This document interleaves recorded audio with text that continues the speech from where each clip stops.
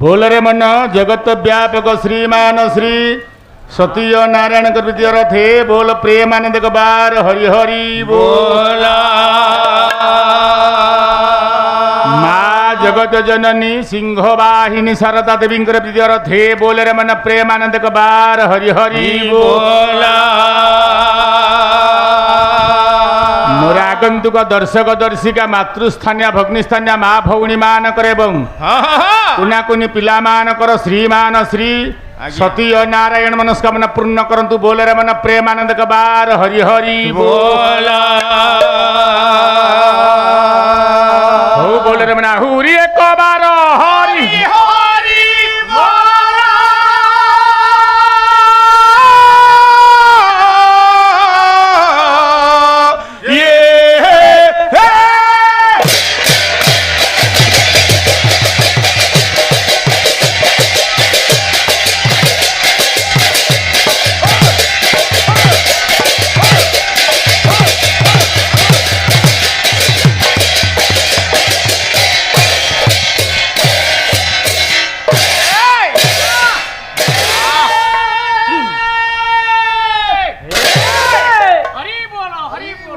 सत्य नारायण रस पीपा सुधि पंडित वर्ग ओडिया जात्र लक्ष्मी स्वरूपिणी चिरहला दिनी माँ माने बंधुगण ये पाला मंच सत्य नारायण दरबार माँ पीठ नर नारायण समावेश तत् संगे संगे मांगलिक अनुष्ठान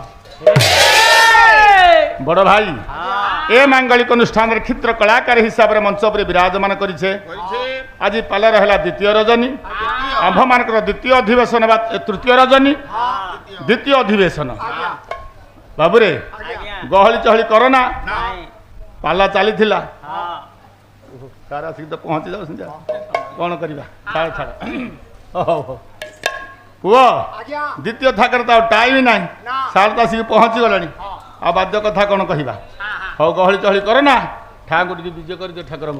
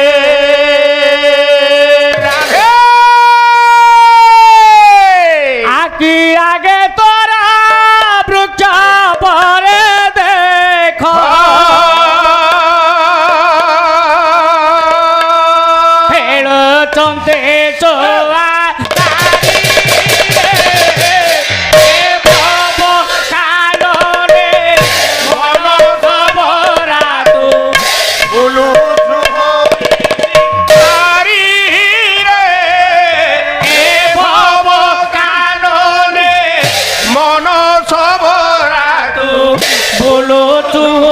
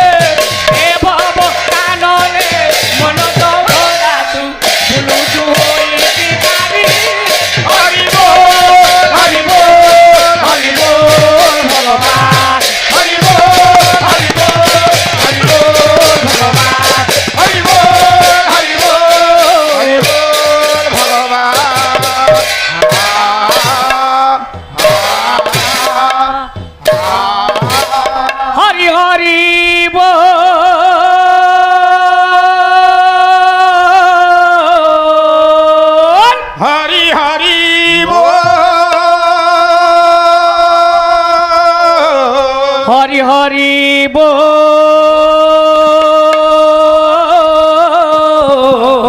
হরি হরি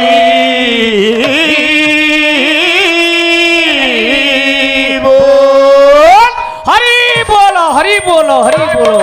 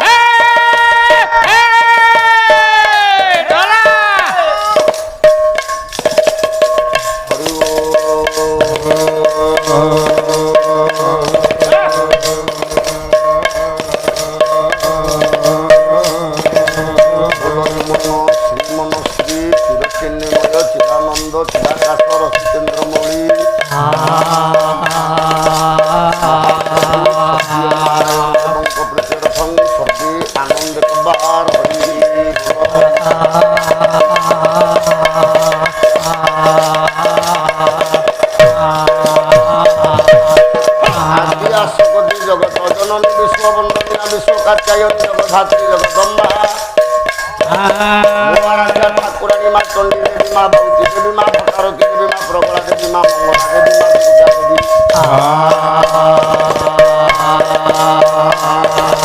বজরঙ্গ বালিঙ্ক প্রীতির ভঙ্গ সর্বে আনন্দিত বার হরি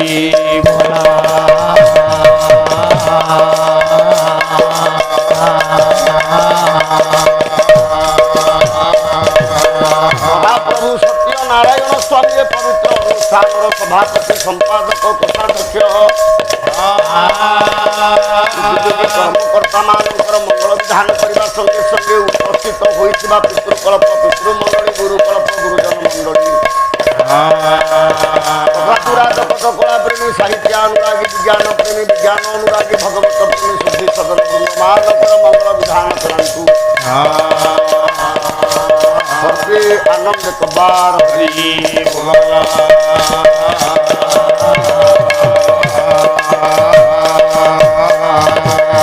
উপস্থিত হয়েছিল মাতৃস্থানীয় মাতৃকল্পা ভগ্নিস্থানীয় ভগ্নিকল্পা পুরাণ কুশিনী প্রজ্ঞাবাদিনী উৎকলিয়া আর্যা সনাতনী স্নেহময়ী কল্যাণময়ী বাৎসল্যময়ী মমতাময়ী মা ভৌণী ମାନଙ୍କର ଓ ସମବୟସ୍କ ଯୁବକ ବନ୍ଧୁ ମାନଙ୍କର ହୃଦୟ ଛୋଟ ଛୋଟ କୁଣାକୁଣି ପୁଅ ଝିଅ ମାନଙ୍କର ପବିତ୍ର ଦରବାରକୁ ପାଲା ପରିବେଷଣ କରିବାକୁ ଆସିଥିବା ଦ୍ୱାଦଶ ପାଲା ସାହିତ୍ୟାଚାର୍ଯ୍ୟ ମାନଙ୍କର ମଙ୍ଗଳ ବିଧାନ କରାନ୍ତୁ ସତ୍ୟ ନାରାୟଣ ମହାପ୍ରଭୁ ସର୍ବେ ଆନନ୍ଦିତ ବାର ହରି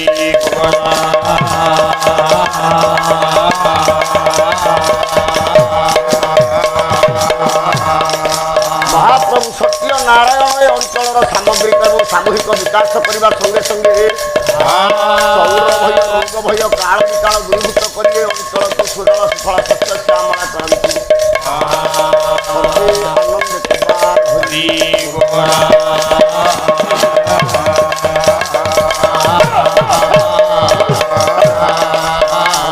ମହାପ୍ରଭୁ ସତ୍ୟ ନାରାୟଣ ଏ ଗ୍ରାମର ଏ ପଞ୍ଚାୟତର ଏ ବ୍ଲକର ଏ ଜିଲ୍ଲାର ଏ ରାଜ୍ୟର ଏ ଦେଶର ଏ ବିଶ୍ୱର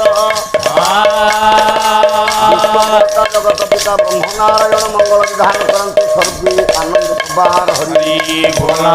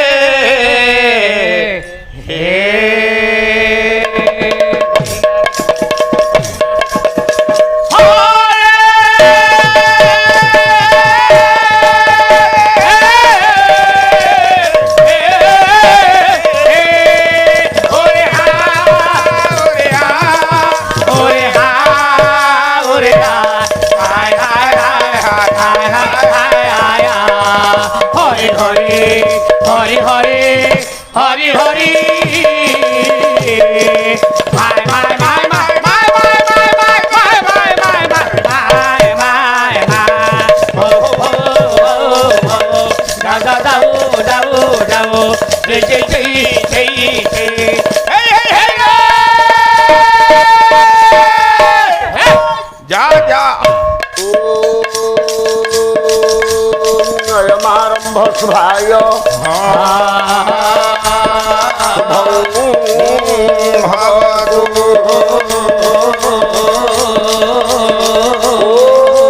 गणे नारायण रुद्रे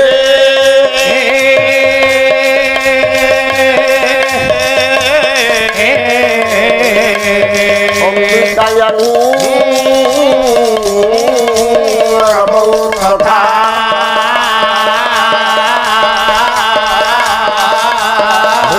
भिन्नं न कर्तव्यं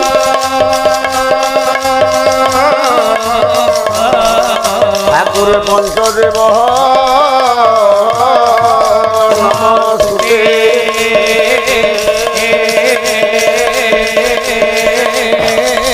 सर्वमंगल मांगल्ये शिवे सर्वार्थ साधिके शरण्ये गौरी नारायणी नमस्ते गुरु ब्रह्मा गुरु विष्णु गुरुदेव महेश्वर गुरुदेव परब्रह्म तस्मै गुरवे नमः अतुलित बल धाम हैम शैलापदे हम धनुजवन पुरुषानुज्ञानिनं मकरकल्यं सकल गुण निधानं वानराणां मोहित रघुपति प्रिय भगत बात जात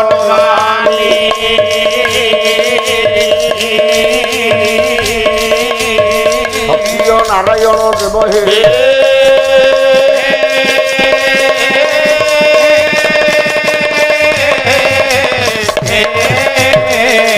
प्रभु सखीवर्ण चतुर्भुज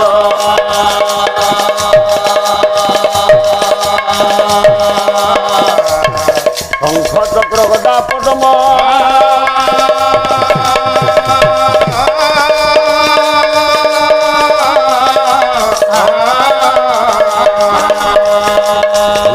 ठाकुर बनमाल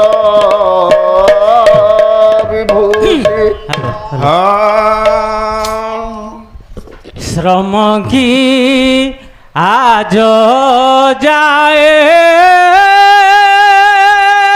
हेलासु फल हे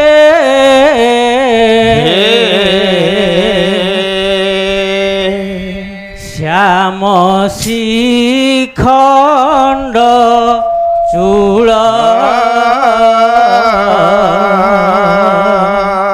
श्याम शिखंड चूड़ श्याम शिखंड चूड़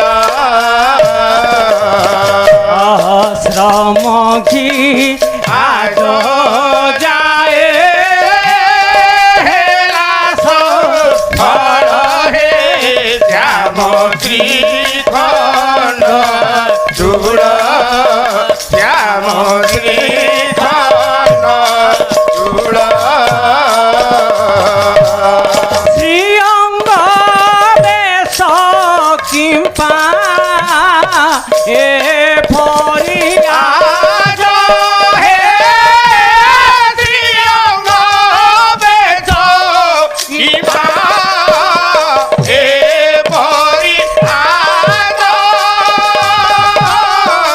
शरद चंद्र चुंबु नाही की लाज हे श्याम श्रीखंड चूड़ श्याम श्रीखंड चूड़ श्रमधी आज जाए हेलासु फल हे श्याम श्रीखंड चूड़ श्याम श्रीखंड चूड़ शिर सुंदर दिशे जाबक कोले सुंदर दिशे जाबक कोले शरण बोली पड़िली পাতালে শ্যামশ্রী খণ্ড চূড় শ্যামশ্রী খণ্ড চূড় শ্যামশ্রী আজ যায় লাঠু ফল হে শ্যামশ্রী খণ্ড চূড় শ্যামশ্রী খণ্ড চূড় সপথা সাতছি কহটি সদে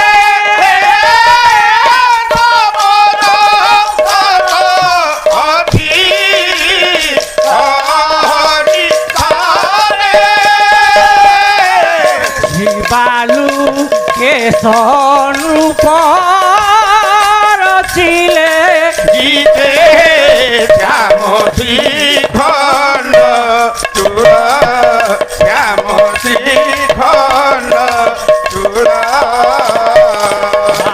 শ্যামশ্রী আজ যায় হে লাঠু ফল হে শ্যামশ্রী খণ্ড চূড় শ্যামশ্রী খণ্ড চূড় খণ্ড চূড়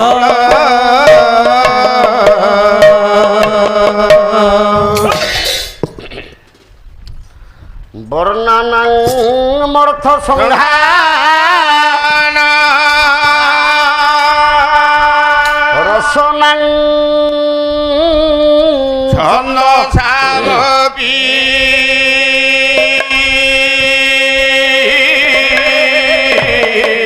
মঙ্গলানাং চ কর্তার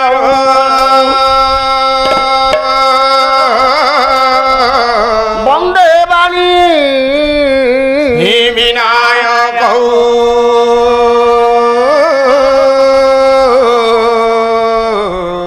বন্দে বাণী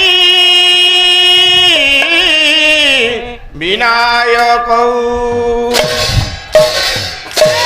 মনমাথ শ্রী জগন্নাথ মধুগুরু শ্রী জগত গুরু মতাত্মা সর্বভূতাত্মা তস্মৈ শ্রী গুরবে নমঃ নমো ব্রহ্মণ্য দেবায় গো ব্রাহ্মণ হিতায় চ জগর্ভিতায় কৃষ্ণায় গোবিন্দায় নমো নমঃ নীলাচলে নিবাসায় নিত্যায় পরমাত্মনে বলভদ্র সুভদ্রাভ্যাং জগন্নাথায় তে নমঃ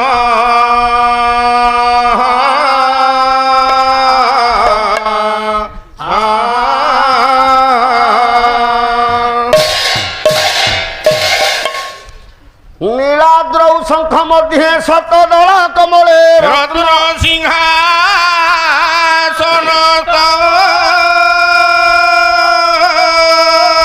সর্বাঙ্গার যুগত নবঘন রুচিরং সংযুক্ত চাগ্রজেন ভদ্রায়ং বাম ভাগে গমন করই কান নাহি সবু শুনে কান নাহি সবু শুনে ভালো ভালো কান নাহি সবু শুনে আখি নাহি তার তিনি পুর দেখে জিহ্বা নাহি স্বাদ বারে ভারত জহিরে যাহা মু দেখিলি আজ ভারত জহিরে যাহা মু দেখিলি আজ পুরুষ হইল লিঙ্গ তার নাহি নারী হই নাহি জনি পুরুষ হইল লিঙ্গ তার নাই নারী হই নাহি জনি মহাহর সরে বিহার করন্তি নাহি দিবস রাজনী ভারত জহিরে যাহা মু দেখিলি আজ ভারত জহিরে যাহা মু দেখিলি আজ ভনে উপইন্দ্র ভঞ্জ বীরবর এর সরু রস নাহি এর সরু রস নাহি আলো ভালো এর সরু রস নাহি ভরে উপইন্দ্র ভরি অবর এর সরু রস নাহি এর সরু রস নাহি ভালো ভালো এর সরু রস নাহি କବିକୁ 6 ମାସେ ପଣ୍ଡିତ ବରଷେ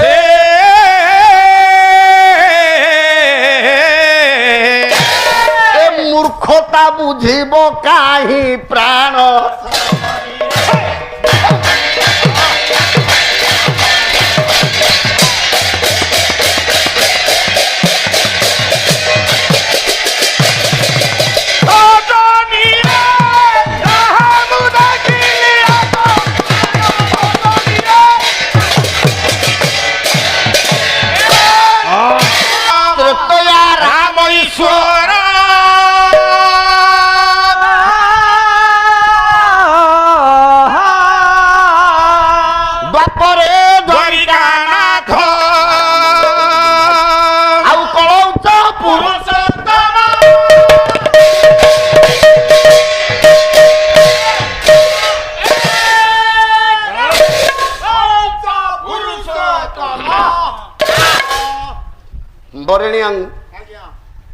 ପିତୃକଳ୍ପ ମଣ୍ଡଳୀ ଗୁରୁଜନ ମଣ୍ଡଳୀ ସମବେତ ହୋଇଥିବା ଦୂର ଦୂରାନ୍ତରୁ ଆସିଥିବା ସମସ୍ତ ପିତୃକଳ୍ପ ଗୁରୁଜନ ବୃନ୍ଦ ମଞ୍ଚର ପୂର୍ବ ଭାଗରେ ରୁଣ୍ଡୀଭୂତ ହୋଇ ବିମଣ୍ଡିତ କରିଥିବା ଅଖଣ୍ଡିତ ପଣ୍ଡିତ ମହୋଦୟ ମାତୃସ୍ଥାନୀୟ ମାତୃକଳ୍ପା ଭଗ୍ନୀସ୍ଥାନୀୟ ଭଗ୍ନୀକଳ୍ପା ପ୍ରଜ୍ଞାବାଦିନୀ ଉତ୍କଳିଆ ଆର୍ଯ୍ୟା ସନାତନୀ ମୋ ମା ମାନେ ସମବୟସ୍କ ଯୁବକ ବନ୍ଧୁ ଆଉ କଳାକାର ବନ୍ଧୁ ମାନେ ଶ୍ରଦ୍ଧେୟ ଛୋଟ ଛୋଟ କୁନାକୁନି ପୁଅ ଝିଅ ମାନେ ତଥା ଏ ସମଗ୍ର ଅଞ୍ଚଳର ସମସ୍ତ ଅଧିବାସିନୀ ଦର୍ଶକ ଦର୍ଶିକା ମାନଙ୍କୁ ସର୍ବାଦୌ ଏ ଅଧମ ଅକିଞ୍ଚନ ମୂର୍ଖ ଦଳେଇ ପୁଅ ଅନନ୍ତ କୋଟି ମଥାଲୋଟା ଭୂମିଷ୍ଠ ଦଣ୍ଡବତ ଜ୍ଞାପନ କରୁଛି।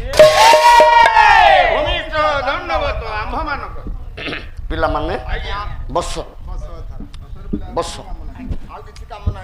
ଦ୍ୱିତୀୟ ପର୍ଯ୍ୟାୟ ପାଲା କୌଣସି ଗହଳ ଚହଳ ନ କରି ଧୀର ମନ ସ୍ଥିର ଚିତ୍ତରେ ମୁଁ ଯାହା କହିବି ମୋ କଥାକୁ ଶ୍ରବଣ କରିବ। ପ୍ରିୟ ସଜ୍ଜନ, ଯାହା ହେଉ ବଡ଼ ସୌଭାଗ୍ୟର ଦିନ। ଆଜି ହେଉଛି ମାଙ୍କର ମହାନବମୀ ତିଥି।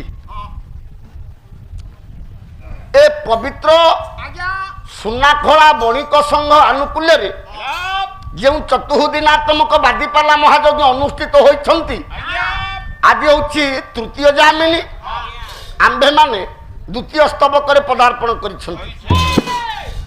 ମଞ୍ଚର ପୂର୍ବ ଭାଗରେ ବସିଛନ୍ତି ମୋର ଜ୍ଞାନୀ ଗୁଣୀ ବିବେକୀ ପ୍ରବର, ମୋର ହିତୈଷୀ ବନ୍ଧୁମାନେ, ମୋ ଶୁଭାକାଂକ୍ଷୀ ହିତାକାଂକ୍ଷୀ ବନ୍ଧୁମାନେ। ଆଜି ସୁନ୍ଦର ଭାବରେ ମୋ ବନ୍ଧୁ ଆପଣମାନଙ୍କୁ ନୀଳାଦ୍ରି ମହୋଦୟ ଜଗତରନାଥ ଜଗନ୍ନାଥ କାଳିଆ ଶାନ୍ତ ବଳିଆର ଭୁଜ ଜଗନ୍ନାଥଙ୍କର ଚରିତାମୃତକୁ ଆପଣମାନଙ୍କୁ ଶ୍ରବଣ କରାଇଛନ୍ତି। ଏଯାବତ୍ ଆପଣ ଜଗନ୍ନାଥଙ୍କ ଚରିତ୍ର ଶୁଣୁଥିଲେ। ମୁଁ ମଧ୍ୟ ସେ ଜଗନ୍ନାଥଙ୍କ କଥା କହିବି, କାରଣ ଆଗ ଡଙ୍ଗାଟା ଯୁଆଡ଼େ ଯିବ ପଛ ଡଙ୍ଗାଟା ତାକୁ ଅନୁକରଣ କରିବ ନା, ନହେଲେ ଆପଣମାନେ କ'ଣ କହିବେ ପଛ ଡଙ୍ଗାଟା ଅବାଟରେ ଯାଉଛି। ତାହେଲେ ପୁଅ, ଯେଉଁ ମହାପ୍ରଭୁ ଜଗନ୍ନାଥଙ୍କ କଥା ମୁଁ ଆଜି ଆପଣମାନଙ୍କ ନିକଟରେ ଆଲୋକପାତ କରାଇଛି ଏବଂ ଗୋଟେ ମଙ୍ଗଳାଚରଣ ଆଶୀର୍ବାଦାତ୍ମକ ମଙ୍ଗଳାଚରଣ ଶ୍ଲୋକଟିଏ ପାଠ କରିଛି, ସେଇ ମହାପ୍ରଭୁ ଜଗନ୍ନାଥଙ୍କର କଥାକୁ ମୁଁ ଆପଣମାନଙ୍କ ନିକଟରେ କିଛି ସମୟ ପାଇଁ ଉତ୍ଥାପିତ କରିବି। ତାପରେ ଦେଖିବା ଧୀର ମନ ସ୍ଥିର ଚିତ୍ତରେ ମୋ ବାପା ମାନେ, ମୋ ସାର୍ ମାନେ, ମୋ ଆଜ୍ଞା ମାନେ, ଗୁରୁଜୀ ମାନେ, ଆପଣମାନେ ଟିକେ ଧୈର୍ଯ୍ୟ ଧରିକି ବସିବେ। ଆଉ କିଛି ଆବଶ୍ୟକତା ନାହିଁ। ଆପଣମାନେ ଖାଲି ବସିବେ, ଶୁଣିବେ। କାହିଁକି ନା ଆଲୋଚନା, ସମାଲୋଚନା, ପର୍ଯ୍ୟାଲୋଚନା ଏ ତିନୋଟି ପର୍ଯ୍ୟାୟକୁ ନେଇକି ସାରେ ପାଲା। ମୋ ବନ୍ଧୁ କଲେ ଆଲୋଚନା, ମୁଁ କରିବି ସମାଲୋଚନା। ଆପଣମାନେ ଯେତେ ବାପା ଗୁରୁଜନ ମଣ୍ଡଳୀ, ମୋ ସାର୍ ମାନେ, ଆଜ୍ଞା ମାନେ ବସିଛନ୍ତି, ଆପଣମାନେ ସମସ୍ତେ କରିବେ ପର୍ଯ୍ୟାଲୋଚନା। ଏ ବୁଢା ପୁଅ, ଯୋଉ ଗୋଟେ ଜାଗାକୁ ଯିବା ପୂର୍ବରୁ ମୋ ବାପା ମାନେ, ମୋ ସାର୍ ମାନେ ସମସ୍ତେ ଆପଣମାନେ ଜ୍ଞାନୀ ଗୁଣୀ ବିବେକୀ, ଗୋଟେ ଜାଗାକୁ ଯିବା ପୂର୍ବରୁ ସେ ଜାଗାର ସମ୍ପୂର୍ଣ୍ଣ ବାୟୋଡାଟା ଜାଣିବା ଦରକାର ନା ନାହିଁ? ଆଜ୍ଞା, ଆମେ ସୁନାଖଳା ମଞ୍ଚ, ସୁନାଖଳା କେମିତି ଆମେ ଦେଖିନଥିଲୁ। ସୁନାଖଳା ମଞ୍ଚକୁ ଆସିଲୁ, ଆସିବା ପୂର୍ବରୁ ବାଟରେ 4 ଥର ପଚାରିଲୁ, ଆଜ୍ଞା ତାଙ୍କ ପାଲା ମଣ୍ଡପଟା କୋଉଠି କୋଉଠି?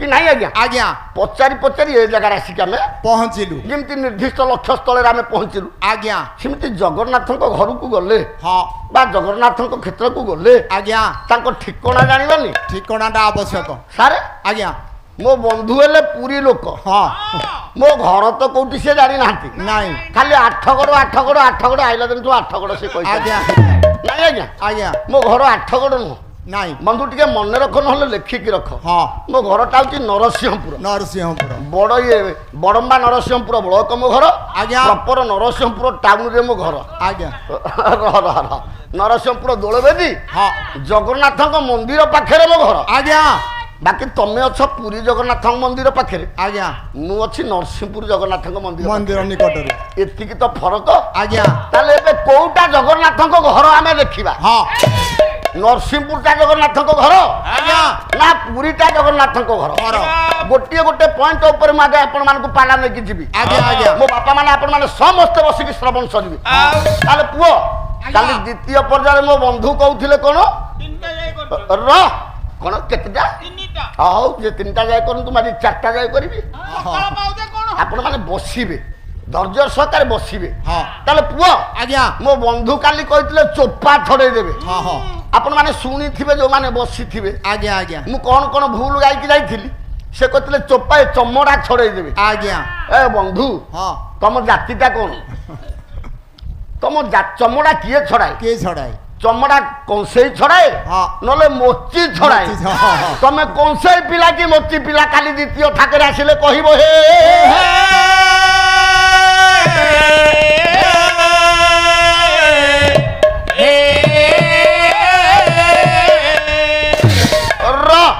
ताले बुढ़ा पुओ जगन्नाथ कथा में आलोचना करबा टिके ठिया हो मते टिके सहाय्य कर कहीं ना मो बंधु कहते शरीर असुस्थ ना शरीर असुस्थ नु मो शरीर आज्ञा असुस्थ मु क्रमागत पाला गाई गाई आसी दिन बेले पाला गाई भी राति रे आसिक जाई र तेणु पुआ मु आज तोते गोटे प्रश्न पचारि जगन्नाथ को देखिचु देखिछि have you seen lord Jagannath हाँ देखिचु आज्ञा देखिछि किए न देखिछि र मो बापा मानक मो सार मानक मु जदि पचारि आज्ञा आपण माने जगन्नाथ को देखिछ कि नहीं बोली आपण निश्चित हाँ करिवे पुरी जाइथिले हाँ करिवे न जाइथिले कहबो रथ यात्रा धारावाहिक समय आमे टीवी रे देखिछु कि नले को फोटो रे देखिछु आज्ञा आपण कहबे कि नहीं हाँ जगन्नाथ को देखिछु देखिछि आज्ञा देखिछु देखिछि ए जगन्नाथ घरटा कोठी कहलु गोटे पिल्ला को पचारले कहयो बरा कोन गोटे पिल्ला को पचारले कहयो गोटे पिल्ला को पचाले जगन्नाथ घर पूरी पूरी खाଇବା ପୁରୀ ତ खाइबा पूरी नुहे श्रीक्षेत्र पूरी ओहो खाइबाटी भलो जानी जगन्नाथ घर ताले पुरी पूरी मो बापा माने समस्त एठी काउंटर करिवे जदि जगन्नाथ घर पुरी आज्ञा मु बर्तमान कहबी जगन्नाथ घर सुनाखड़ा सारे आज्ञा जी पुरी लोक आज्ञा से पुरी पाठ आज्ञा जमारू जानी जानी ना मूलरू जानी नहीं। कहीं ना आप देखिए बहुत टाइम रे हाँ घर पाख लोक बस स्टाण्ड लोक हाँ। सब बेले बस फेल हुअंती हे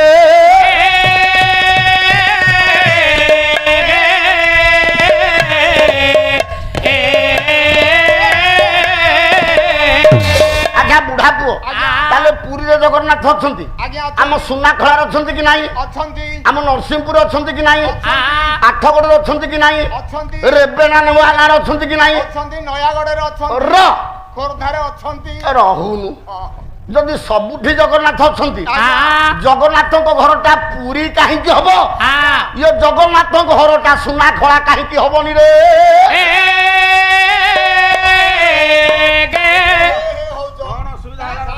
हाँ हमर स्टेट बैंक रो हाँ हेड ऑफिस टा कोठी मते कहंदु आज ବୁଢା ଧରିଛି ଠିକ स्टेट बैंक हेड ऑफिस होची भुवनेश्वर रे भुवनेश्वर राजधानी हाँ आउ जते सब अछि हाँ अनेक जगह रे अछि अच्छी ए सुनाखड़ा अच्छी एरा सब शाखा ब्रांच गुडा कोड़ा ब्रांच एरा सब जते अछि ओहो यही माने जो गुड़ा अच्छी ब्रांच ब्रांच हेड ऑफिस तला कोठी भुवनेश्वर ना मतलब तो कहवा कथा मु किछि बुझी पारु आज्ञा श्रीक्षेत्र टा होची हाँ हेड पीढ़ एटा बोले हेड ऑफिस ऑफिस टा ओ पूरी ताला हेड ऑफिस आउ एरा सब हाँ ब्रांच गुडा शाखा गुडा नाई नाई नाई नाई आउ र र र आज्ञा जगन्नाथ घर वास्तव रे आज्ञा पूरी नुह आउ ना ଭୁଲରେ ପଡିছে କି ରେ କେନ୍ତା ପାଠ ବାହାର ସେ ଯାହା ଗାଇକି ଯାଇଛନ୍ତି ଆଜ୍ଞା ମୁଁ ସବୁ କଥା ଗୁଡାକ ଆପଣମାନଙ୍କ ଆଗରେ ଟିକିନିକି କରି କହିବି। ତାରି କରିବି। ହୟ ବନ୍ଧୁ ଆଜ୍ଞା ମୁଁ ତମକୁ ସମାଲୋଚନା କରୁନି। ନାଇଁ ନାଇଁ କାହିଁକି କାହିଁକି ନା ତମେ ମୋ ସମାଲୋଚନାରେ ସରବ୍ୟ ହେଇପାରିବନି। ନା ନା ଆଉ କିଏ ହେଇଥାନ୍ତା ପୁରୀ ଜିଲ୍ଲା ଗାୟକ ଭିତରେ ବହୁତ ଗାୟକ ସାଥିରେ ବାଦପାଲା ଗାଇଛି। ଆଜ୍ଞା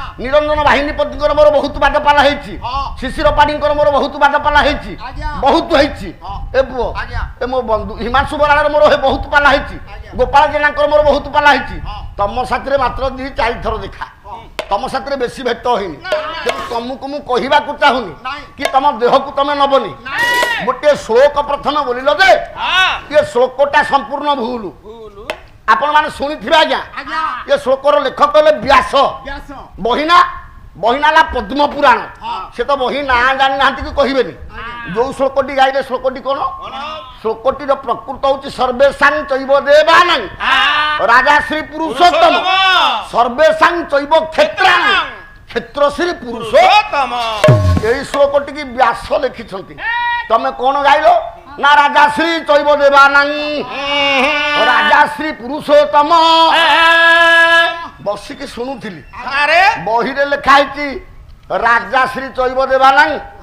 ଏ ପୁଅ ଆରେ ମୋର ଗୋଟେ କଥା ମନେ ପଡୁଛି କଣ ଆଜ୍ଞା ସାରେ ଆଜ୍ଞା ଆପଣ ମାନେ ଜ୍ଞାନୀ ଗୁଣି ବସିଛନ୍ତି ମୋ ବନ୍ଧୁ ବହି ଦେଖିକି ସାରେ ଶ୍ଲୋକ ଗାଉନାହାନ୍ତି ନା ନାଇଁ ଗୋଟେ ଲେଖା ଖାତା ଲେଖା ପାଠ ଆଜ୍ଞା ଆଉ ଗୋଟେ ବହି ପଢା ପାଠ ଅଛି। ସାରେ ହଁ ଖାତା ଦେଖା ହଁ। ପାଠ ଆଉ ବହି ଦେଖା ପାଠ ଭିତରେ ଫରକଟା କଣ ମୋ ବନ୍ଧୁ ଖାତା ଦେଖା ପାଠ ପଢୁଛନ୍ତି ଆଜ୍ଞା ସିଏ ବହି ଦେଖା ପାଠ ପଢୁନାହାନ୍ତି। ନାଇଁ ଆଜ୍ଞା ଖାତା ଦେଖା ପାଠଟା କଣ କଣ ମୁଁ ତ ଅନ୍ୟ ଉଦାହରଣ ଦେବିନି। ନାଇଁ ଆମ ଗାଁଟା ଗୋଟିଏ ମାତ୍ର ପଞ୍ଚାୟତ। ଆଜ୍ଞା ମୁଁ ଆପଣ ସମସ୍ତଙ୍କୁ ଯୋଡ଼ ହସ୍ତରେ ନିବେଦନ କରୁଛି ହଁ। କଥାଟାକୁ ଟିକେ ଶୁଣନ୍ତୁ। ଶୁଣିବେ ଖାତା ଦେଖା କୋଉଟା ଆଉ ବହି ଦେଖା କୋଉଟା। ଆଜ୍ଞା ଆମ ଗାଁରେ ବ୍ରାହ୍ମଣ ଘର ମାତ୍ର 2 ଘର ଅଛନ୍ତି। ଆଜ୍ଞା ମିଛ କଥା ନୁହଁ ଆଜ୍ଞା। ହଁ ଆମ ଗାଁରେ କି ଘର ବ୍ରାହ୍ମଣ ଯେତେ ପାର୍ବଣ କାମ ହୁଏ ହୋମ ଯାଗ ଯଜ୍ଞ ହୁଏ ଆଜ୍ଞା ଶୁଦ୍ଧିକ୍ରିୟା ମୃତାହା କାମ ହୁଏ ହଁ ଇଏ 2 ଘର ବ୍ରାହ୍ମଣ ନନା କରନ୍ତି। ଆଜ୍ଞା ଆଜ୍ଞା ଏ ଯୋଉ 2019 ମସିହାରେ କରୋନା ହେଲାନି କି ଆଜ୍ଞା ଆଜ୍ଞା ଏ କରୋନାରେ ସେ 2 ଭାଇ ଯାକ ମରିଗଲେ। ମରିଗଲେ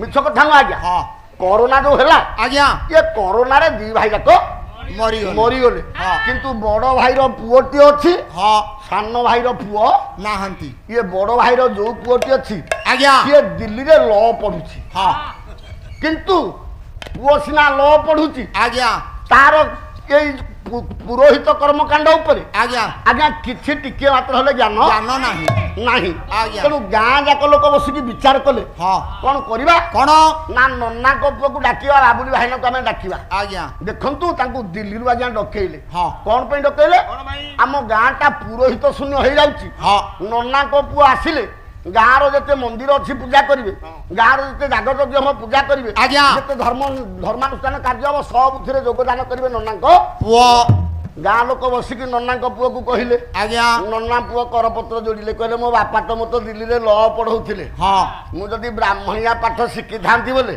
ମୁଁ ଯଦି କର୍ମ ବ୍ରାହ୍ମଣିଆ ପାଠ ଶିଖିଥାନ୍ତି ହଁ ତାହେଲେ ଗାଁର କାମ ତକ ସବୁ କରନ୍ତି କରନ୍ତି। ହଁ ନା ତମେ ଗୋଟେ କାମ କରୁନ କଣ ତମେ ସିନା ପାଠ ଶିଖିନ ହଁ ନନାଙ୍କର ଗୋଟେ ପୁରୁଣା ଖାତା ଅଛି ହଁ ଇଏ ନନାଙ୍କର ପୁରୁଣା ଖାତାଟାକୁ ନେଇକି ଯିବ ହଁ ଯୋଉଠି ଗଣେଶ ପୂଜା ହେଲା ଖାତା ଦେଖିକି ପୂଜା କରିବ ଆଜ୍ଞା ଯୋଉଠି ଦୁର୍ଗା ପୂଜା ହେଲା ଖାତା ଦେଖିକି ପୂଜା ପୂଜା କରିବ। କରିବେ କହିଲେ ଠିକ ଅଛି ହଁ ଆଜ୍ଞା ଆଜ୍ଞା ଖାତାରେ ତ ସବୁ କେତେ ଗୁଡେ ଅକ୍ଷର ବି ଲିଭି ଯାଇଥିବ ହଁ ପୁରୁଣା ଖାତା ଗୁଡା ସବୁ ଠିକ ମିଳିବ କି ହଁ ପୁରୁଣା ଖାତା କେବେ ଠିକ ମିଳିବନି। ହଁ ଜଣଙ୍କର ଶ୍ରାଦ୍ଧ ହେଲା ଆଜ୍ଞା ଲୋକନାଥ ବୋଲି ଗୋଟେ ଲୋକ ଆଜ୍ଞା ସାରେ ତାର ଶ୍ରାଦ୍ଧ ହେଲା ହଁ ଶ୍ରାଦ୍ଧରେ ଯାହା ଉପକରଣ ଦରକାର ଆଜ୍ଞା ଇଏ ନନାଙ୍କ ପୁଅ ତାକୁ ଲିଷ୍ଟ ଦେଇଦେଲେ ଦେଇଥିଲେ କିନ୍ତୁ ଆଜ୍ଞା ଗୋଟିଏ ଜିନିଷ ଛାଡି ଦେଇଛନ୍ତି ଆଉ ହଁ ଯୋଉଟା ନନାଙ୍କ ଖାତାରେ ଅଛି ଆଉ କଣ ହଁ ଶ୍ରାଦ୍ଧ ଦିନ ଯାଇକି ପହଞ୍ଚିଲେ ଶ୍ରାଦ୍ଧ ଦିନ ଯାଇକି ପହଞ୍ଚିଲା ବେଳକୁ ଡାକିଲେ ଲୋକନାଥ ଆଜ୍ଞା ଲୋକନାଥ ଆଜ୍ଞା ଆରେ ଶ୍ରାଦ୍ଧର ଉପକରଣ ଯୋଗାଡ଼ କରିଛୁ ଆଜ୍ଞା ସବୁ ସାମଗ୍ରୀ ଆଣିଛି ସବୁ ଆଣିଛୁ ହଁ, ସବୁ। ଗୋଟି ଗୋଟିକି ବାଢିଲୁ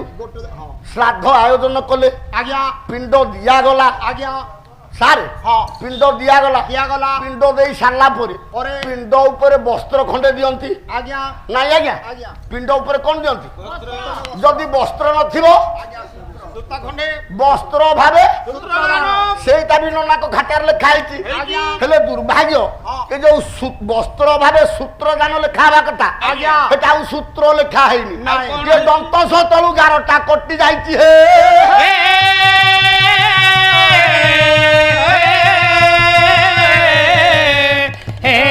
ବୋଲେ ସୂତ୍ର ନ ହେଇଛି ଏଟା ମୂତ୍ର ହେଇଯାଇଛି। ମୂତ୍ର ହେଇଯାଇଛି। ନନାଙ୍କ ପୁଅ ବାବୁଲା ପଡୁଛି କହୁଛି ନନା ଏମିତି ଗୋଟେ ଭୁଲ କାହିଁକି ଲେଖିଲେ କି? ନା କଣ ଭୁଲ? ନା ବସ୍ତ୍ର ଅଭାବେ ମୂତ୍ରଦାନ। ହଁ ହେଇଥିବ। ନନା ଯେତେବେଳେ ଲେଖିଛନ୍ତି ଏଟା ଠିକ ସେଟା ଭୁଲ ହେଇନଥିବ। ହେଇନଥିବ।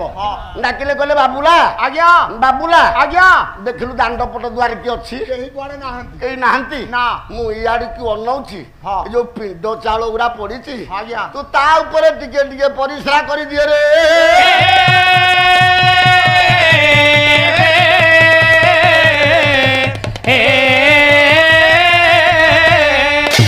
ତେଣୁ ବସ୍ତ୍ର ଅଭାବେ ଯେମିତି ସୂତ୍ରଦାନ ପରିବର୍ତ୍ତେ ମୂତ୍ରଦାନ ଏ ଶ୍ଲୋକଟା ଯାହା ଏଇ ଜିନିଷଟା ଯାହା ମୋ ବନ୍ଧୁଙ୍କ ଶ୍ଲୋକ ଗାଇବା ଶୈଳୀଟା ଠିକ ସେଇଆ ହେ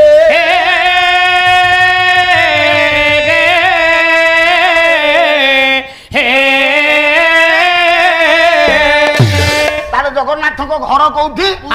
ଶୁଣେ ଶୁଣେ ସେଇ ଶ୍ଲୋକଟା ମୁଁ ଗାଉଛି। ଆଜ୍ଞା। ପଦ୍ମ ପୁରାଣ ହଁ। ବ୍ୟାସ ବ୍ୟାସ କହିଲେ। ଆପଣ ମାନେ ଛାନ୍ଦ ଗଣିବେ ଶ୍ଲୋକ ଗଣିବେ ପ୍ରକୃତରେ କାଁ ଓଜନଟା କଣ? ଆଉ ସେ ତ ଚମଡା ଉଠା ପାଲା ବାଲା ଛୁତିକିଆ ଗନ୍ଧ ତାଙ୍କଠୁ ଯାଇନି। ତାଙ୍କଠୁ ଛୁତିକିଆ ଗନ୍ଧ ଏ ପର୍ଯ୍ୟନ୍ତ ଯାଇନି। ଖାଲି ଠାକୁରରେ ଛିଟକଣା ଗୁଡେ ଗୁଡେ ଛିଟକଣାର ରେଟ ବଢେଇବା କଥା ଆଜ୍ଞା, ଆଜ୍ଞା। ନହେଲେ ମୂଲ୍ୟ ନାହିଁ କିଛି। ତାହେଲେ ପୁଅ ଆଜ୍ଞା। ବ୍ୟାସ କହିବେ ବ୍ୟାସ କହିଲେ। ବୋଲେ ସର୍ବେ ସାଙ୍ଗିତ ରାଜା ଶ୍ରୀ ପୁରୁଷୋତ୍ତମ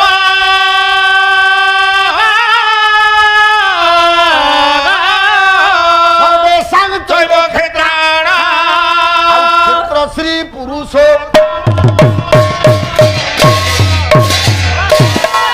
ଦେଖନ୍ତୁ ଆଜ୍ଞା। ତାହେଲେ ଜଗନ୍ନାଥଙ୍କ ଘରର ଠିକଣା ଏଇଟା ବ୍ୟାସ ପଦ୍ମ ପୁରାଣରେ କହିଲେ ସର୍ବେଶାଂ ଚୈବ ଦେବାନାଂ ରାଜାଶ୍ରୀ ପୁରୁଷୋତ୍ତମ। ଦେବତା ମାନଙ୍କ ଭିତରେ ଯିଏ ରାଜା ଆଜ୍ଞା। ତା ନାଁଟା ହଉଛି ପୁରୁଷୋତ୍ତମ। ପୁରୁଷୋତ୍ତମ ସର୍ବେଶାଂ ଚୈବ କ୍ଷେତ୍ରାଣାଂ କ୍ଷେତ୍ରଶ୍ରୀ ପୁରୁଷୋତ୍ତମ। କ୍ଷେତ୍ର ମାନଙ୍କ ଭିତରେ ଯିଏ ରାଜା ତା ନାଁଟା ହଉଛି ପୁରୁଷୋତ୍ତମ। ଦେଖନ୍ତୁ ଆଜ୍ଞା ଆପଣ କୋଉଠି ଦେଖିଛନ୍ତି କି ଏ ଗାଁ ନା ସୁନାଖଳା ଆଜ୍ଞା କୋଉ ଲୋକ ନା ସୁନାଖଳା ହେଇଛି? ନାଇଁ ବାପା ନା ମୋ କଥାଟାକୁ ଆପଣ ମାନେ ଲକ୍ଷ୍ୟ କରନ୍ତୁ। ଆଜ୍ଞା ସାରେ ଗାଁ ନାଁଟା ସୁନାଖଳା ନା ଖଳା କୋଉ ଲୋକ ନାଁଟା ସୁନାଖଳା ହେଇଛି? ନାଇଁ ନାଇଁ କିନ୍ତୁ ସେଠି କେତେ ଆଶ୍ଚର୍ଯ୍ୟ ଦେଖନ୍ତୁ ଆଜ୍ଞା ଆଶ୍ଚର୍ଯ୍ୟ ସେ ଜାଗାର ମାଲିକ ନାଁ ଯାହା ଆଜ୍ଞା ତା ଜାଗା ନାଁଟା ସେଇ ମାଲିକ ନାଁଟା କଣ? ପୁରୁଷୋତ୍ତମ ପୁରୁଷୋତ୍ତମ। ଆଜ୍ଞା ଜାଗା ନାଁଟା ପୁରୁଷୋତ୍ତମ ତା ଅର୍ଥ ଯୋଉଠି କ୍ଷେତ୍ର ଆଜ୍ଞା ଆଉ କ୍ଷେତ୍ରଜ୍ଞ। ମତେ ମତେ କାଲି ପଚାରିଥିଲେ ପାଠ ପଢିଛ ମୋ ପାଠ ପଢାର ମୋ ଏଜୁକେଶନାଲ କ୍ୱାଲିଫିକେସନ ଯୋଗ୍ୟତା ତମ ଆଗରେ ମୁଁ କଣ ଦେବି? ତମ ଯୋଗ୍ୟତା କେତେ ମୁଁ ଜାଣିଛି। ବନ୍ଧୁ ହିସାବରେ ସମ୍ମାନିତ କରୁଛି ବୟସରେ ସାନ ହେଲେ ମଧ୍ୟ। ଆଜ୍ଞା ଆଜ୍ଞା କିନ୍ତୁ ତମେ ମତେ ବିବଶ କରୁଛ। ଗତକାଲି ଦ୍ୱିତୀୟ ଥାକରେ ମୁଁ କଣଟେ ଭୁଲକୁ ଗାଇ ଦେଇକି ଯାଇଥିଲି। ତାହେଲେ ଏ ଭଞ୍ଜକବି ଭୁଲ? ଆଜ୍ଞା ଆଜ୍ଞା ଭଞ୍ଜ କବିଙ୍କର ଗୋଟିଏ ଗୋଟିଏ ପ୍ରମାଣ ଦେଇକି ମୁଁ ଯାଇଥିଲି। ଥାକଟା କୋଉଠି ଛାଡ଼ିକି ଯାଇଥିଲି ଆସିକି ସବୁ କାଟାକାଟି କରିକି ଭଲରେ ତ କାଟି ପାଇଲନି ଯୁଆଡୁ ଗୋଟେ ବାଟ ତ ମୁକ୍ତି ପାଇବା ପାଇଁ ନା। ତେଣୁ ହେ ମୋର ଜ୍ଞାନେନ୍ଦ୍ର ପୁଙ୍ଗବ ମୋର ଜ୍ଞାନ ଗୁଣୀ ବିବେକୀ ସମାଜ କହିଲେ ଯୋଉଠି କ୍ଷେତ୍ର ଆଉ କ୍ଷେତ୍ରଜ୍ଞ ଗୋଟିଏ ଜାଗାରେ ରହନ୍ତି ଗୋଟିଏ ନାମକୁ ଧାରଣ କରନ୍ତି ସେଇ ଜାଗା ଅଛି ଜଗନ୍ନାଥଙ୍କ ଘର। ତାହେଲେ ମୋଟାମୋଟି ଭାବେ ଜଗନ୍ନାଥଙ୍କ ଘର କୋଉଠି ଆଜ୍ଞା? ନା ପୁରୁଷୋତ୍ତମ। ଆପଣ ମାନେ ଚିନ୍ତା କରିବେ ଆଜ୍ଞା ଯୋଉଟା ପୁରୀ ହଁ ସେଇଟା ପୁରୁଷୋତ୍ତମ ନୁହେଁ କି? ନାଇଁ ଆଜ୍ଞା ଅଲଗା ପୁରୀ ଅଲଗା ଆଉ ପୁରୁଷୋତ୍ତମ ପୁରୁଷୋତ୍ତମ ଅଲଗା। ଯୋଉଟା ପୁରୀ ସେଇଟା କେବେ ପୁରୁଷୋତ୍ତମ ହେଇପାରିବ ନାହିଁ। ଏବେ ସୁଦ୍ଧା ଆପଣ ମାନେ ଦେଖିବେ ଆଜ୍ଞା ଓଡିଶାର ପ୍ରତ୍ୟେକ ଜିଲ୍ଲାକୁ ପୁରୀ କି ଗୋଟିଏ ରାସ୍ତା ପଡିଛି। ପଡିଛି ନା ପଡିନି? ପଡିଛି। ସେ ରାସ୍ତାଟାକୁ ଆପଣ ମାନେ ଜଗନ୍ନାଥ ରୋଡ ବୋଲି କହୁଛନ୍ତି ଆଜ୍ଞା ହେଇଛି ନା ହେଇନି? ଆଜ୍ଞା ଏ ଅଦ୍ୟାବଧି ସେ ଜଗନ୍ନାଥ ରୋଡ ପୁରୀ ପର୍ଯ୍ୟନ୍ତ କନେକ୍ସନ ପ୍ରତ୍ୟେକ ଜିଲ୍ଲାରୁ ସବୁ ସେଇ ରୋଡ ନା ଗୋଟିଏ ରୋଡ କେବଳ ଜଗନ୍ନାଥଙ୍କ ରୋଡ। ତାହେଲେ ଏ ଜଗନ୍ନାଥ ରୋଡ ଯେତେ ପର୍ଯ୍ୟନ୍ତ ବ୍ୟାପୃତ ଆଜ୍ଞା ସିଏ ହଉଛି ପୁରୁଷୋତ୍ତମ କ୍ଷେତ୍ର ଏକ କବି ଗଲେ ଆଜ୍ଞା ଜଣେ କବି କହିଲେ ଜଗନ୍ନାଥଙ୍କ ଘର ପୁରୁଷୋତ୍ତମ ହଁ ପୁରୀ ନୁହଁ ନା ଯୋଉଟା ପୁରୀ ଆଜ୍ଞା। ସେଇଟା ପୁରୁଷୋତ୍ତମ ନୁହଁ ଏକ କବି ଗଲେ ଆଜ୍ଞା ଆଉ ଜଣେ କବିକି ଆଣିବା ଦେଖିବା ସେ କବି କିଏ କିଏ ମହାପ୍ରଭୁ ଚୈତନ୍ୟ ହଁ ବହିନା ହେଲା ଚୈତନ୍ୟ ଚରିତାମୃତ ମୋ ବାପା ମାନେ ମୋ ସାର୍ ମାନେ ଆଜ୍ଞା ମୁଁ କହିଛି ହଁ। ମୁଁ ଦଗଲବାଜିଆ କଥା କହିବିନି ନାଇଁ, ପ୍ରମାଣ। ମୁଁ ଇଆଡୁ ସିଆଡୁ କଥା କହିବିନି ହଁ। ମହାପ୍ରଭୁ ଚୈତନ୍ୟ କଣ କହିଲେ କଣ? ସୁନ୍ଦର ପଦ ହଁ। ନଦିଆସରେ ସୁନ୍ଦର ପଦ କହିଲେ ସିନ୍ଧୁ କୂଲେ ବର୍ତ୍ତ ମୂଲେ हे नीलाचल धाम सिंधु कुले बट कुले नीलाचल धाम सिंधु कुले बट कुले नीलाचल धाम सिंधु कुले बट कुले नीलाचल धाम क्षेत्र त्रिपुर तम हरिहन दान क्षेत्र त्रिपुर तम हरिहन दान ଚୈତନ୍ୟ କହିଲେ ତାହେଲେ ଜଗନ୍ନାଥଙ୍କ ଘରଟା କୋଉଠି ନା ସିନ୍ଧୁ କୂଲେ ବଟ ମୂଲେ ଆଜ୍ଞା ନୀଳାଚଳ ଧାମ କ୍ଷେତ୍ର ଶ୍ରୀ ପୁରୁଷୋତ୍ତମ ଅତି ରମ୍ୟ ସ୍ଥାନ ତାହେଲେ ଜଗନ୍ନାଥଙ୍କ ଘର ପୁରୁଷୋତ୍ତମ ବାପା କୋଉଠି ପୁରୁଷୋତ୍ତମ କହିଲେ। ଦୁଇ କବି ଗଲେ ଆଜ୍ଞା ଆଉ ଜଣେ କବିକି ଆଣିବା କିଏ କଣ କହିବେ ଦେଖି ସେ କବି କିଏ କିଏ ଆପଣ ମାନଙ୍କର ଜଗନ୍ନାଥଙ୍କର ମାଦଳା ପାଣ୍ଡି ଆଜ୍ଞା ବାପା ହଁ ମୋ ମନ ଗଡା କଥା ମୁଁ କହୁନି ନା ଦଳେଇ ପୁଅ ଯାହା କହିବ ଶିକ୍ଷା କଥା କହିବ ଆଜ୍ଞା ଇଆଡୁ ସିଆଡୁ ଗପ କଥା ଦଳେଇ ପୁଅ କହିବନି ନା ଆଉ ବଳରାମ ଦାସ ପ୍ରସଙ୍ଗ କୋଉଠି ଅଛି ହଁ ଆଉ କିଏ କିଏ ଭକ୍ତ ଲକ୍ଷ୍ମୀଙ୍କୁ ଅଭିଶାପ ଦେଇଥିଲେ ହଁ ସେଇ କଥା ମଧ୍ୟ ମୁଁ ଆପଣଙ୍କୁ କହିବି ଆଜ୍ଞା ଆଜ୍ଞା ମୋ ବନ୍ଧୁଙ୍କର ଭାଷା ଜ୍ଞାନ ନାହିଁ ମତେ କାଲି ପଚାରୁଥିଲେ ମୋ ଶିକ୍ଷାଗତ ଯୋଗ୍ୟତା କେତେ ଏ ବଳରାମ ଦାସ ଲକ୍ଷ୍ମୀ କି କହୁଥିଲେ ଲୁଣି ଆଣି ଝିଅ ଆପଣ ମାନେ ବିଜ୍ଞ ପ୍ରାଜ୍ଞା ଆମେ ପାଲା କଳାକାର ଜଣେ ଜଣେ ଲକ୍ଷ୍ମୀ କିଏ ଲକ୍ଷ୍ମୀ ପଦ୍ମାଳୟା ପଦ୍ମା କମଳା ଶ୍ରୀ ହରିପ୍ରିୟା ଇନ୍ଦିରା ଲୋକ ମାତା ମା କ୍ଷୀରା ଭୀତନ ୟାର ମା ଯିଏ ଜଗତର ମା ତାକୁ ବଳରାମ ଦାସ କହୁଥିଲେ ଲୁଣି ଆଣି ଝିଅ ଲୁଣିଆଣି ଏଇଟା ଗୋଟେ ଭାଷା ସେ ଚିହ୍ନି ନା ଲକ୍ଷ୍ମୀ କହୁଥିଲେ ତୋ ବୋପା ହଁ କାହାକୁ ବଳରାମ ଦାସ ଏ ବଳରାମ ଦାସ ଲକ୍ଷ୍ମୀ କହୁଥିଲେ ମୁଁ ତ ବୋପା ବୋପା ହଁ ବୋପାଟା କୋଉ ଶବ୍ଦ ଆଜ୍ଞା ଏ ଜଣେ ପାଲା ଗାୟକ ଆଜ୍ଞା ର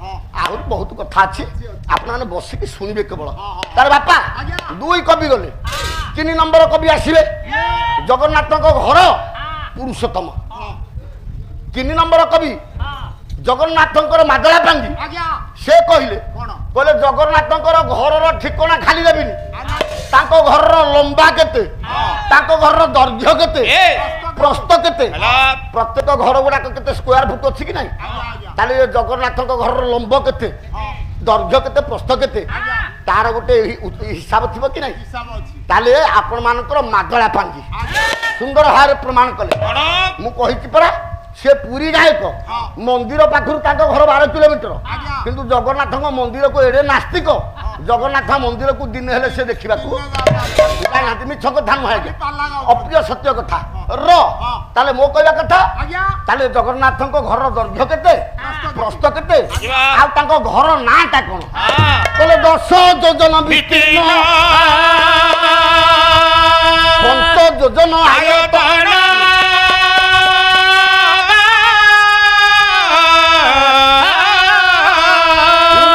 ସବ୍ୟ ସମାଯୁକ୍ତ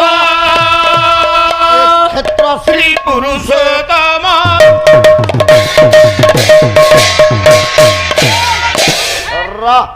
ତାହେଲେ ଜଗନ୍ନାଥଙ୍କ ଘରର ଦୈର୍ଘ୍ୟଟା କେତେ କେତେ ନା 10 ଯୋଜନ ବିସ୍ତୀର୍ଣ୍ଣ ହଁ ଆଜ୍ଞା ଆଜିକାଲି ଯୋଉ ଆମ ପିଲାମାନେ ବସିଛନ୍ତି ଆଜ୍ଞା ସାର୍ ମାନଙ୍କ କଥା ମୁଁ କହୁନି ଯୋଉ ଯୁବକ ପିଲାମାନେ ବସିଛନ୍ତି ଆଜ୍ଞା ଏ ଯୁବକ ପିଲାମାନଙ୍କୁ ଆମେ ଯଦି କହିବା ଯୋଜନକ କେତେ ବାପା କହିପାରିବ ନା ଆଜ୍ଞା କହିପାରିବେ ସେ ପାଠ ଆଜିକାଲି ସ୍କୁଲରେ ସାର୍ଙ୍କୁ ଯଦି ପଚାରିବା ଯୋଜନ କଥା ଆଜ୍ଞା ସାର୍ ମାନେ ବି ସାର୍ ଯୋଜନ କଥା କହିପାରିବେ ଆଜି ଗୋଟେ ଏ ମୂଲ୍ୟବାନ କଥା ସାର୍ କହୁଥିଲେ ହଁ। ବହୁତ ଗୁଡେ ମୂଲ୍ୟବାନ କଥା କହୁଥିଲେ ସାର୍ ଆଜ୍ଞା ହେ ଆଜ୍ଞା ମୋର ଜ୍ଞାନେନ୍ଦ୍ର ପୁଙ୍ଗବ ହେ ମୋର ଗୁଣଗ୍ରାହୀ ପଣ୍ଡିତ ସମାଜ ହଁ ଆଜ୍ଞା ଦିନ ଜାଣି ଦୀନ ବାନ୍ଧବ ହେ ମୋ କର୍ମ ତୁ ଦୀନ ଜାଣି ଦୀନ ବାନ୍ଧବ ହେ ମୋ କର୍ମ ତୁ ଦୀନ ଜାଣି ମୁଁ ଚାରିଆଡେ ବୁଲି ବୁଲି ପ୍ରଚାର କରିବି ନା ପୁରୀ ସଂସଦୀୟ କ୍ଷେତ୍ର ସାଂସଦ ଆସିଥିଲେ ବୋଧେ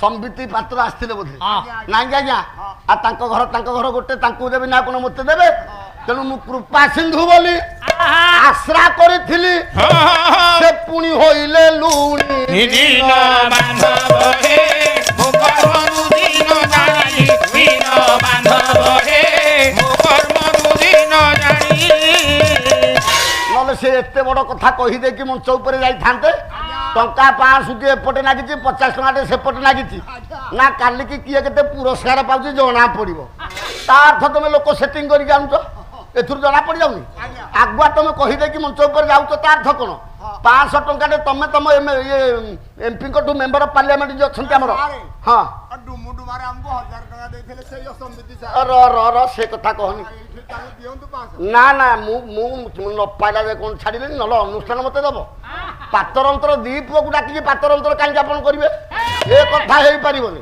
ମୋ ପଇସା ମୁଁ ନେବି ନା ଆଉ ଦଳେଇ ପୁଅ କଣ ଛାଡ଼ିବ କି ଦଳେଇକି ତ କେହି ଯାଇନାହାନ୍ତି ବଳେଇ ଆଉ ନିଦ୍ରା ଦଳେଇ ତାହେଲେ ପୁଅ ତାହେଲେ ହେଲା କଣ ହଉ ପୁରସ୍କୃତ କରିଥିବା ଦାତା ମାନଙ୍କର ମହାପ୍ରଭୁ ସତ୍ୟନାରାୟଣ ମଙ୍ଗଳ କନ୍ତୁ ବୋଲାନ୍ତି ବାର ହଉ ତାହେଲେ ଯୋଜନକ କେତେ ଆଜିକାଲି ପିଲାମାନଙ୍କୁ ଯଦି ପଚାରିବା ସାର୍ ଯୋଜନକ କେତେ ସେ କହିପାରିବନି ଗୋଟେ ହାଇସ୍କୁଲ ଅଷ୍ଟମ ଶ୍ରେଣୀ ପିଲାଙ୍କୁ ପଚାରିବା ସେ ଯୋଜନକ କେତେ ବାପା କହିପାରିବେ ଯଦି ତାଙ୍କୁ ପଚାରିବା A+B ର ହୋଲ ସ୍କୋୟାର କେତେ ସେ ଆଖି କାନ ବୁଝି କହିଦେବେ A² + 2AB + B² ତାକୁ ସମାଧାନ କରିଦେବେ A+B × A+B ଯେମିତି ସମାଧାନ କରିବା କଥା ତାକୁ ସେ ସମାଧାନ କରିଦେବେ କିନ୍ତୁ ଯୋଜନକ ଯଦି ପଚାରିବେ ଆଜିକାଲି ପିଲା ଯୋଜନ କଥା ଅପ୍ରିୟ ସତ୍ୟ କଥା ଆଜ୍ଞା କହୁଛି ଦିନେ ମୁଁ ସ୍କୁଲରୁ ଦିନ 4:30 ବେଳକୁ ପାଠ ପଢେଇକି ଫେରିଛି ମୋ ଜେଜ ଏବେ ସାରେ ଘରେ ବସିଛନ୍ତି ସାରେ ବୟସ 107 ବୁଢା ଚଣା ମୋ ଜେଜଙ୍କୁ ବୟସ 107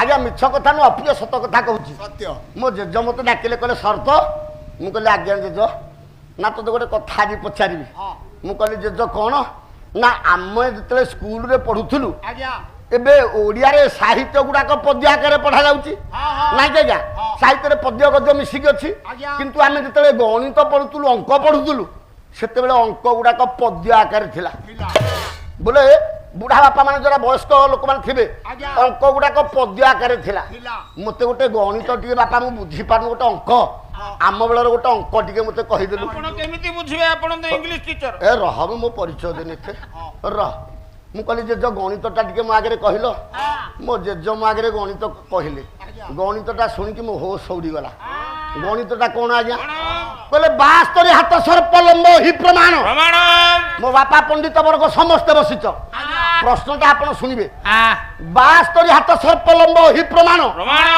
ପଶି ନ ପାରେ ସର୍ପ ବିମ୍ବର ବର 9 ଦିନ 2 ପ୍ରହରେ ଅଧ ଆଙ୍ଗୁଳେ ପଶେ କେତେ ଦିନ ସର୍ପ ବିମ୍ବରେ ପଶେ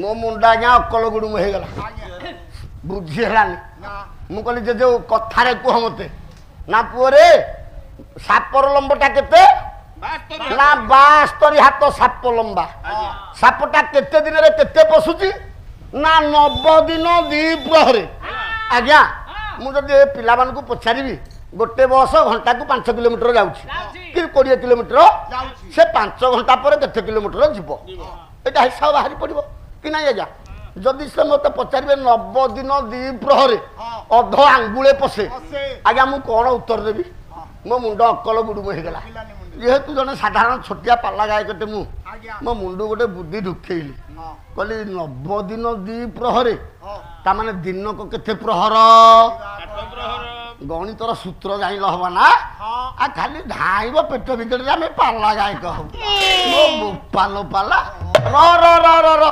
ଦିନ କହିଲା 8 ପ୍ରହର ଦିନ ରାତି ମିଶିକି ଆମେ 8 ପ୍ରହର କରୁଛେ କି ନାଇଁ ପ୍ରହର 3 ଘଣ୍ଟା 8 ତିରିକି 8 ପ୍ରହର କିଏ କିଏ ବୋଲେ ନିଶାନ୍ତ ପ୍ରାତ ପୂର୍ବାହ୍ନ ମଧ୍ୟାହ୍ନ ଅପରାହ୍ନ କାଳ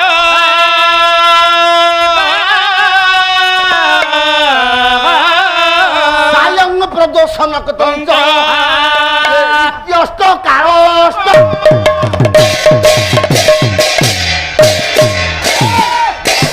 ଆଉ ଗୋଟେ ବଡ ଦୁଃଖ କଥା ଆଜ୍ଞା ଆଜି କାହିଁକି ଜଗନ୍ନାଥ ସଂସ୍କୃତି ହେଲା ଅନୁଷ୍ଠାନ ତ ବରାଦ କରିଥିଲେ ତୃତୀୟ ଦିନ ମହାଭାରତ ଚତୁର୍ଥ ଦିନ ଜଗନ୍ନାଥ ସଂସ୍କୃତି ମୋ ବନ୍ଧୁ କେଡ଼େ ଚାଲାକ ଲୋକ ଦେଖନ୍ତୁ କହିଲେ କାଲି ପ୍ରଥମ ଥାକରେ ମୋ ବନ୍ଧୁ ଯଦି ଆରମ୍ଭ କରିଦେଲେ ଜଗନ୍ନାଥ ସେ ଜାଣିଛନ୍ତି ନା ପୁରୀ ଦୋଳ ବେଦୀରେ 8 ରାତି ଖାଲି ଜଗନ୍ନାଥ ସଂସ୍କୃତି ଆଲୋଚନା କରାଯାଇଥିଲା ମୋ ବନ୍ଧୁଙ୍କ ସହିତ ସେ ଜାଣିଛନ୍ତି ତାଙ୍କର ମୋର ଗାଉଥିଲୁ ଆଉ କେହି ଗାଉନଥିଲେ ତେଣୁକରି ସେ ଜାଣିଛନ୍ତି ସେଇଥିପାଇଁ ଜଗନ୍ନାଥ ସଂସ୍କୃତି ଲୋକ ବାରଣ କରିବା ସତ୍ତ୍ୱେ ସେ ଆଜି କଲେ ଆରମ୍ଭ କରିଦେଇଛନ୍ତି ତେଣୁ ହେ ମୋର ଜ୍ଞାନେନ୍ଦ୍ର ପୁଙ୍ଗବ ହେ ମୋର ଗୁଣଗ୍ରାହୀ ମିଛ କଥା ନୁହେଁ ଆଜ୍ଞା କାଲିକି ଚତୁର୍ଥ ଦିନକୁ ଜଗନ୍ନାଥ ସଂସ୍କୃତି ଥିଲା ନା ନା ଆଜିକି ଥିଲା ଆଜିର ପାଳି ଥିଲା ମହାଭାରତ ତେଣୁ ସେ ମହାଭାରତରେ ନ ଯାଇକି କହିଲେ ଆଜି ମୁଁ ଜଗନ୍ନାଥ ସଂସ୍କୃତି ଆଲୋଚନା କରିଦେଇ ଗଲେ କାଲି ଆଉ ପ୍ରଥମ ଥାକରେ ହଉ କାଲିକି ଏବେ ମହାଭାରତ ଆଲୋଚନା କରିବା ମୁଁ ତମ ଜିନିଷ କ୍ଲିୟର କରିକି ଯିବି କାଲି ତମେ କେତେ ଜିନିଷ କ୍ଲିୟର କରି ମୁଁ ଦେଖିବିନି କି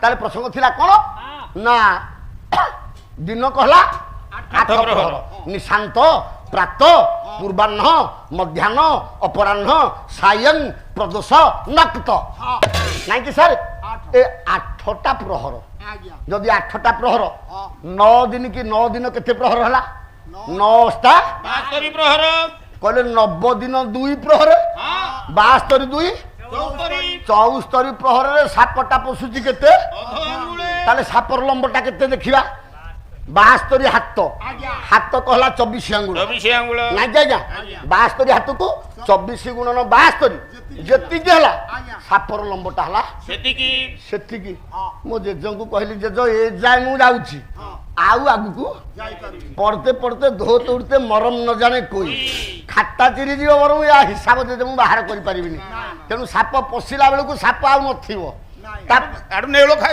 ପଛାଡୁ ନେଉଳ କି ଅନ୍ୟ ଜୀବଜନ୍ତୁ ତାକୁ ମୁଁ କହିପାରିବିନି ଜେଜ ଛାଡ଼ି ଦିଅ ଆଜ୍ଞା ସେ ପ୍ରଶ୍ନ ମୁଁ ଆଲୋଚନା କରିବାକୁ ଯାଉନି ଜେଜଙ୍କୁ ପଚାରିଲି କହିଲି ଜେଜ ମତେ କୁହ ଯୋଜନକ କେତେ ସେଇଠି ମୋ ଜେଜ କହିଲେ ବାପା ଏ ପାଠ ପଢା ଆମ ବେଳର ପାଠ ଜ୍ଞାନ ଜାଣିବାକୁ ହେଲେ ବଣ୍ଡା କଦି କୋଡା 3 କ୍ରାନ୍ତି 4 ବେଦ 5 ବଟ 6 ଋତୁ 7 ସମୁଦ୍ର 8 ମାସ 9 ବଦନ୍ତ 10 ଦିଗ 11 ରୁଦ୍ର 12 ସୂର୍ଯ୍ୟ 13 କାକ 14 ମଣ 15 ତିଥି 16 କଳା 17 ବିକଳା 27 ନକ୍ଷତ୍ର 32 ତୀର 80 ଦାଢ 640 ବିଦାରରେ ଯାଇକି ଜ୍ଞାନରେ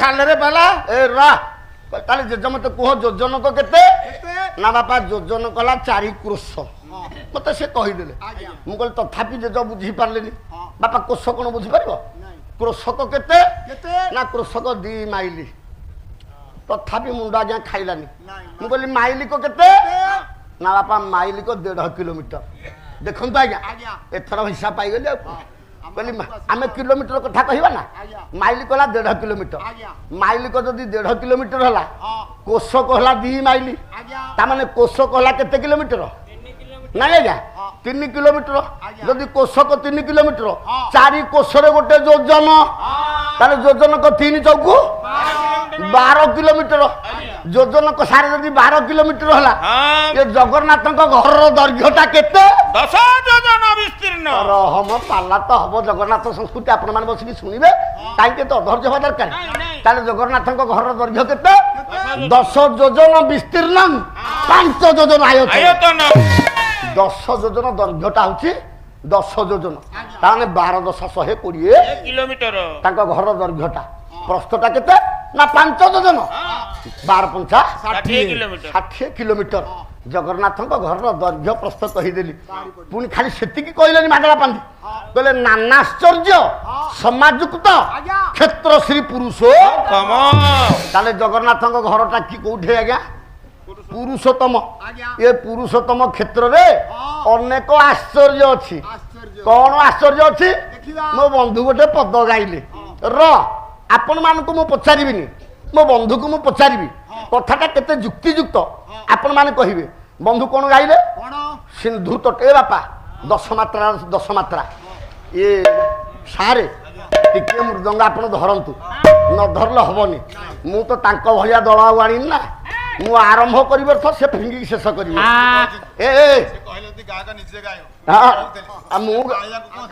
ମୁଁ ଗାଉନି ଆଉ କଣ ମୋ ପାଇଁ ତମେ ଗାଉଛ ତମେ ତ ପାଳିଆ ମାନଙ୍କୁ 200-300 ଲାଖ ରାତିକେ ପଇସା ଦବ କୋଉ ଦଳ ତମ ପାଖରେ ରହିବେ? ଯିଏ ନିଜେ ହଳଟେ କରିଥିବ ସେ ଯେମିତି ଚାଷ କରିବ ଆଉ ଭଡ଼ାରେ କୋଉଠୁ ହଳ ଧରିକି ଆସିବ ସେ ଚାଷ କରିବ ସେମିତି? ନାଇଁ ରେ ବାପା, ନାଇଁ ରେ ବାପା, ଆରମ୍ଭ କରିବ ତ ଶେଷ କରିବେ। ସିନ୍ଧୁ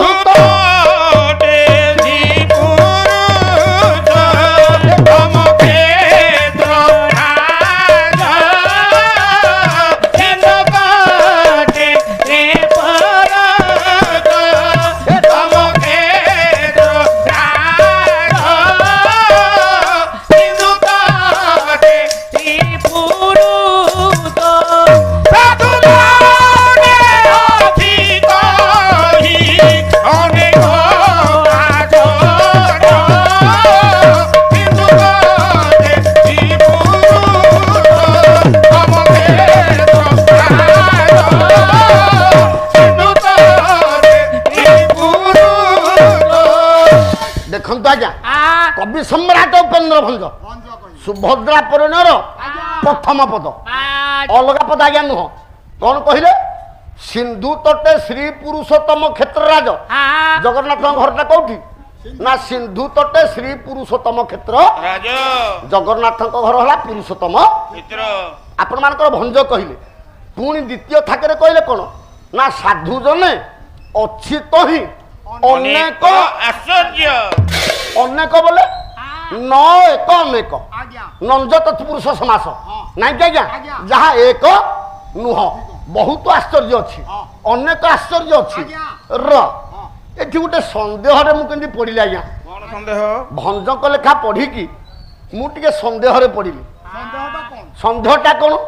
ମୋ ବନ୍ଧୁ ସିନା ଗାଇ ଦେଇକି ପଳେଇଲେ, ତାଙ୍କର ଯଦି ସେ ମୁଣ୍ଡଟା ଥାଆନ୍ତା ସେ ନିଶ୍ଚିତ ଆଲୋଚନା ଉପରକୁ ନେଇଥାନ୍ତେ। ଆଚ୍ଛା, ସିନ୍ଧୁ ତଟ ବୋଲେ କୋଉ ପର୍ଟିକୁଲାର ତ କୋଉ ସମୁଦ୍ର ନାଁଟା ଭଞ୍ଜ ମେନସନ କରିନାହାନ୍ତି? ସାର୍ କରିଛନ୍ତି କି? ଆମେ ଓଡ଼ିଶା ଲୋକ ଜାଣିଛେ ସିନ୍ଧୁ କହିଲେ ଆମ ପୁରୀ ପାଖରେ ବଙ୍ଗୋପସାଗର ଯାଉଛି, ଆମେ ତାକୁ ବଙ୍ଗୋପସାଗରକୁ ବୁଝିବା। ଯଦି ଭଞ୍ଜଙ୍କ ଲେଖାକୁ ଗୋଟେ ବାହାର ଦେଶର ଲୋକ ପଢିବ ବୋଲେ ଆମେରିକା ଲୋକ ପଢିବ କି ଜାପାନ ଲୋକ ପଢିବ, କୋଉ ଲୋକ? ହିଷ୍ଟ୍ରିଆରୁ ଅଷ୍ଟ୍ରେଲିଆ ସେଇଟା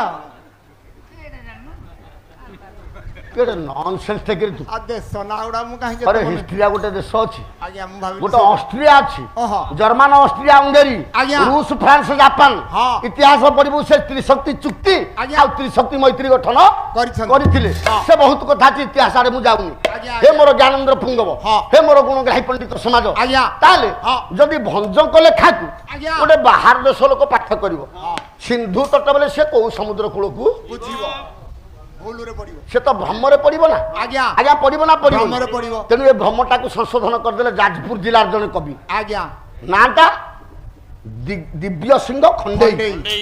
ଏ ବାପା ଆଜ୍ଞା। ସେ କହିଲେ ଡାଇରେକ୍ଟ ମୁଁ ବାୟୋଡାଟା ଦେଇଦେବି। ହଁ ଯୋଉ ବାୟୋଡାଟା ଦେଇଦେବି ଜଗନ୍ନାଥଙ୍କ ଘରର ଠିକଣା ପାଇଯିବେ। ପାଇଯିବା। ଆଉ କଣ? ହଁ। ସେ କଣ କହିଲେ? କଣ? କହିଲେ ବଙ୍ଗୋପସାଗର କୂଳେ हे ओडिशा प्रदेशे बंगोपसागर कूले ओडिशा प्रदेशे बंगोपसागर कूले ओडिशा प्रदेशे बंगोपसागर कूले ओडिशा प्रदेशे पूर्व दिगे क्षेत्रराज पुरी विराजे पूर्व दिगे क्षेत्रराज पुरी विराजे। ସୁନ୍ଦର କଥା କହିଲେ। ଆଉ ଭ୍ରମରେ କେହି ପଡିବେନି ଆଜ୍ଞା। କହିଲେ ବଙ୍ଗୋପସାଗର, ଜଗନ୍ନାଥଙ୍କ ଘରଟା କୋଉଠି? ନା ବଙ୍ଗୋପସାଗର କୂଳେ ଓଡ଼ିଶା ପ୍ରଦେଶର ପୂର୍ବ ଦିଗରେ କ୍ଷେତ୍ରରାଜ ପୁରୀଟି ବିରାଜେ। ସୁନ୍ଦର ମନ୍ତବ୍ୟ ଦେଲେ। ଖାଲି ସେତିକି କହିଲେନି, ଭଞ୍ଜ କହିଲେ ବହୁତ ଆଶ୍ଚର୍ଯ୍ୟ ଅଛି, ମାଦଳା ପାଞ୍ଜି କହିଲେ ବହୁତ ଆଶ୍ଚର୍ଯ୍ୟ ଅଛି, ଇଏ ମଧ୍ୟ କହିଲେ ଆଶ୍ଚର୍ଯ୍ୟ ଅଛି। କହିଲେ ଚାରି ଧାମ ମଧ୍ୟ ଶ୍ରେଷ୍ଠ ନାମ କ୍ଷେତ୍ରରାଜ ଚାରି ଧାମ ନାମ କ୍ଷେତ୍ରରାଜ ଅଛି କହି ଅନେକ ଆଚର୍ଯ୍ୟ ଆଗୁରେ ଅଟେ କହି ଅନେକ ଆଚର୍ଯ୍ୟ।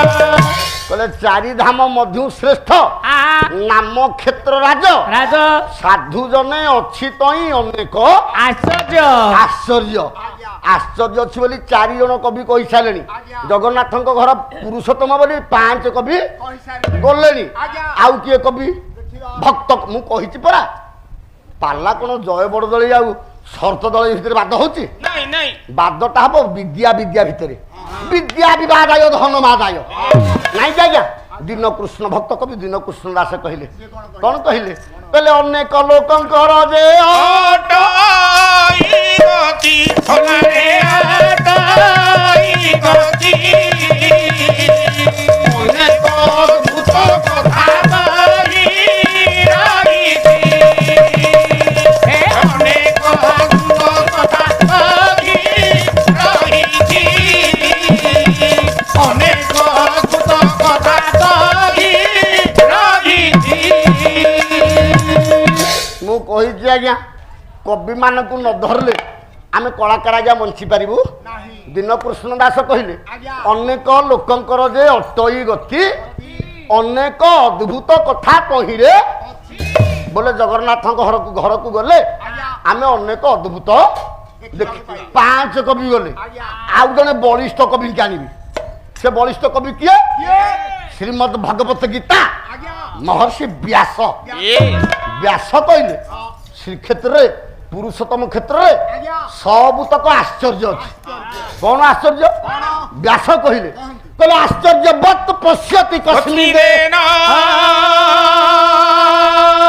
ବନ୍ଧୁ 3ଟା ଯାଏ ତ ମୁଁ ପାଲା କରିବି ତମକୁ ଟିକେ ବନ୍ଧୁ ହିସାବରେ ମୁଁ ରିକ୍ୱେଷ୍ଟ କରୁଛି ବସିକି ଟିକେ ପାଲା ଶୁଣ ର ବସିକି ଟିକେ ପାଲା ଶୁଣ ଜଗନ୍ନାଥ ସଂସ୍କୃତି କେମିତି ହୁଏ ଆଉ ବଳରାମ ଦାସ ଚରିତ୍ର କେମିତି ହୁଏ ଆଜି ତମକୁ ମୁଁ ଶୁଣେଇବି ନା ବସିକି ଟିକେ ଶୁଣ କହିଲେ ଆଶ୍ଚର୍ଯ୍ୟବତ୍ ପଶ୍ୟତି କସ୍ମିନ୍ ଆଶ୍ଚର୍ଯ୍ୟ ବଦ ବଦତି ତଥୈବ ଚାନ୍ୟ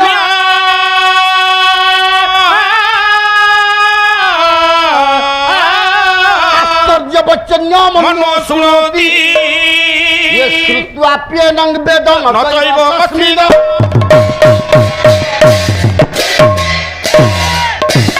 कौन कहले कहले आश्चर्यवत् पश्यति कस्मिन् कहले इमिति आश्चर्य श्रीक्षेत्र अछि श्रुत्वा प्येनं वेद न चैव कस्मिन् आमे कानरे सुनिला दिन ठौ वेद ताकू वर्णना करि पारि देखंतु आज्ञा श्रीक्षेत्र एते आश्चर्य अछि ताकू वेद वर्णना करि पारि नाही ना ना ना मो बंधु तो गोटे आश्चर्य कथा कहिले आपण मानक निकट रे से कहि की गले कोन ना गरुड़ पछरे देख दिसुछि कला श्रीमुख दिसुछि कला श्रीमुख कहई सारिया भिक बलरामंकु कहिबा ए गोटा कथा गला गरुड़ पछरे ठिया हल तो देखा जीवनी जदि देखा जीवनी बंधु तमे निजे श्लोकटी गाइलो बामे वैष्णव देवश्च दक्षिणे शक्ति शंकर ए श्लोकटी गाइकी जाइछंती जदि बाम पटे तमे अनैबो वैष्णव बोले विष्णु विष्णु को देखिबो गरुड़ स्तंभर बाम पटे जदि अनैबो विष्णु को देखिबो जदि दक्षिण पटे अनैबो बा डाहाण पटे अनैबो शक्ति शक्ति किए मां सुभद्रा सुभद्रा को देखिबो शंकर किए ना शंकर हले बलराम नहीं क्या ए बलराम को देखिबो आ गरुड़ अच्छा तुम गरुड़ आगे जाई ठाकुर को उंडुथिलो ना गरुड़ पछरे जाई उंडुथिलो आपण माने समस्त टिके कथाटा को तर्जमा करंतु गरुड़ पछे तो ठिया हले केवल गरुड़ खंबटा देखाइबो नहीं कि तुम तार ऊपर आलोचना कलोनी क्या कहतलो बा पटे ओनेले देखा जिवे किए ना जगन्नाथ डाहाण पटे ओनेले सुभद्रा आ बलराम देखा जिवे ए कथा काहे को उत्थापन करथलो निजे गाउच श्लोक दक्षिणे शक्ति शंकर आउ जो बाम पटे कि दक्षिण पटे नौथल हेटा गरुड़ स्तंभर आग पटे ना पछ पटे आज्ञा जदि आग पटे ताले को पटु अन्य दरकार नहीं गरुड़ स्तंभ आग पटे जदि ठिया हेबे को पटे अनेबा दरकार कि सीधा अनेले 3 मूर्ति जाक रत्न सिंहासन ऊपर देखा जिवे जदि गरुड़ कम पछ पटु पळेबे एपटु को टिके कोणेबे नहले एपटु को कोणेले डाहाण पटु को कोणेले सुभद्रा आउ बलराम जदि बाम पटु को अनेबो बोल कौन राम तमे जानू ना किछि बागटा बंधु मिछरे हेउछ रागटा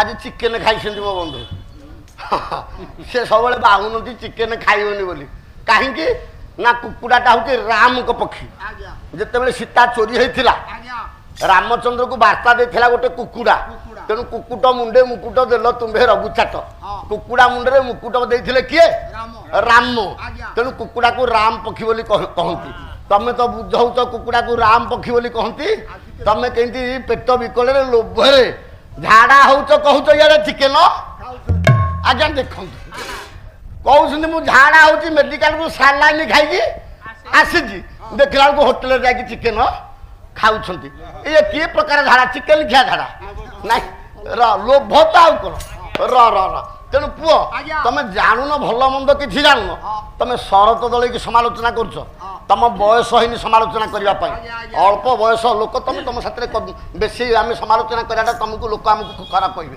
ତେଣୁ ପୁଅ ପ୍ରସଙ୍ଗ ଆଶ୍ଚର୍ଯ୍ୟ କଣ ଏଥିରେ ତ ଆଶ୍ଚର୍ଯ୍ୟ କିଛି ନାହିଁ ଆଜ୍ଞା ଗରୁଡ଼ ପଛରେ ଠିଆ ହେଇକି ଜଗନ୍ନାଥଙ୍କୁ ଦେଖିଲେ ଆଶ୍ଚର୍ଯ୍ୟ କଣ ରହିଲା କି ସାର୍ ଆଶ୍ଚର୍ଯ୍ୟ କଣ ରହିଲା କି କିଛି ବାମ ପଟକୁ ଅନେଇଲେ ଜଗନ୍ନାଥ ଦେଖାଯିବେ ଦକ୍ଷିଣ ପଟକୁ ଅନେଇଲେ ସୁଭଦ୍ରା ଆଉ ଆଶ୍ଚର୍ଯ୍ୟ ଏଥିରେ କିଛି ଆଶ୍ଚର୍ଯ୍ୟ କୋଉଟା ଯୋଉଟା ଅସମ୍ଭବ ସମ୍ଭବ ହୁଏ ସେଇଟା ହଉଛି ମଣିଷକୁ ଯୋଉଟା ଅଲୌକିକ ଦେଖାଯାଏ ସେଇଟା କହୁଛି ଆଶ୍ଚର୍ଯ୍ୟ ତାହେଲେ କେତେଟା ଆଶ୍ଚର୍ଯ୍ୟ ମୁଁ କହୁଛି ବନ୍ଧୁ କାନ ଦେଇକି ଶୁଣ ତମ ଘର ତ ପୁରୀ ନା ତମ ଘର ପାଠ ତମେ ଶିଖିନ କହୁଛ ପୁରୀ ପାଠ କଟିକି ନାଟ ମୁଁ ନାଟ କରୁଛି 3 ଦିନ ହେଲା ଏଠି ହଁ ପଣ୍ଡିତ ମଣ୍ଡଳୀ ନିଜ ଜ୍ଞାନ ନିକିତିରେ ତଉଲି ସାରିଲେଣି ତମେ କଣ ମତେ ଦେଖେଇବ ପୁରୀ ପାଠ ତମେ ପୁରୀ ପାଠରେ ସୁଦ୍ଧା ଆମେ ଗୁରୁ ବି ପୁରୀ ଜିଲ୍ଲାରେ କରିଛୁ ପୁରୀ ପାଠ ଆମ ପାଖରେ କିଛି କିଛି ଆଜ୍ଞା ଅଛି କିନ୍ତୁ ତମ ପାଖରେ ପୁରୀ ପାଠ ମୂଳରୁ ଗନ୍ଧ ନାହିଁ ପୁରୀ ଗନ୍ଧ ତମଠି ନାହିଁ ତାହେଲେ ପୁଅ ତାହେଲେ ଦେଖିବା ଆଶ୍ଚର୍ଯ୍ୟ କଣ ଆଜ୍ଞା ଏ ସମଗ୍ର ବିଶ୍ୱରେ ଭାଗବତ କହିଛି ଜନ୍ମ ହୋଇଲେ ନିଶ୍ଚିତ ଆମେ ମରିବା ଜାତ ସେହି ଧ୍ରୁବ ମୃତ୍ୟୁ ଧ୍ରୁବ ଜନ୍ମ ମୃତ ସେତ ଜନ୍ମ ହେଇଛି ମାନେ ମରିବାଟା ଆଜ୍ଞା ସତ୍ୟ ଆଚ୍ଛା ସାର୍ ମାନେ ଯୋଉ ଲୋକମାନେ ମରି ଯାଉଛନ୍ତି ତାକୁ କୋଉଠିକି ଆମେ ପଡିବାକୁ ନଉଛେ ସାରେ କୋଉଠିକି ନଉଛେ ମଶାଣି ପଦାକୁ ପଡିବାକୁ ଆମେ ନଉଛେ କିନ୍ତୁ ଯଦି କେହି ये धनी लोक मले बा ज्ञानी लोक मले बा गोटे सम्मानित लोक मले लोक मान तांको कोउठी की सार नउछंती स्वर्गद्वार ना स्वर्गद्वार को नउछंती पडिबा को अच्छा ये मो कहिबार तात्पर्य एठी मनीष पढाउची सेठी मनीष पढाउची कि नाही आज्ञा आम गाँ रे जोठी मनीष पढाउची ता नाटा स्वर्गद्वार ना ता नाटा कोन मसाणी पुरी जोठी मनीष पढाउची स्वर्गद्वार ता नाटा स्वर्गद्वार काहे की सेठी कोन स्वर्ग को गोटे द्वार पडिची की पडिथिबो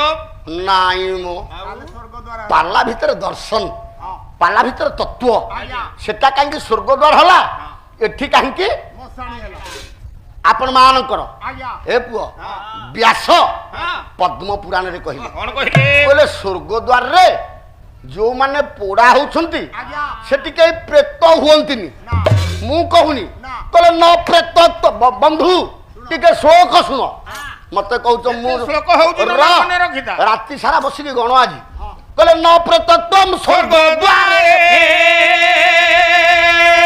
दाह नांते कोदा तमना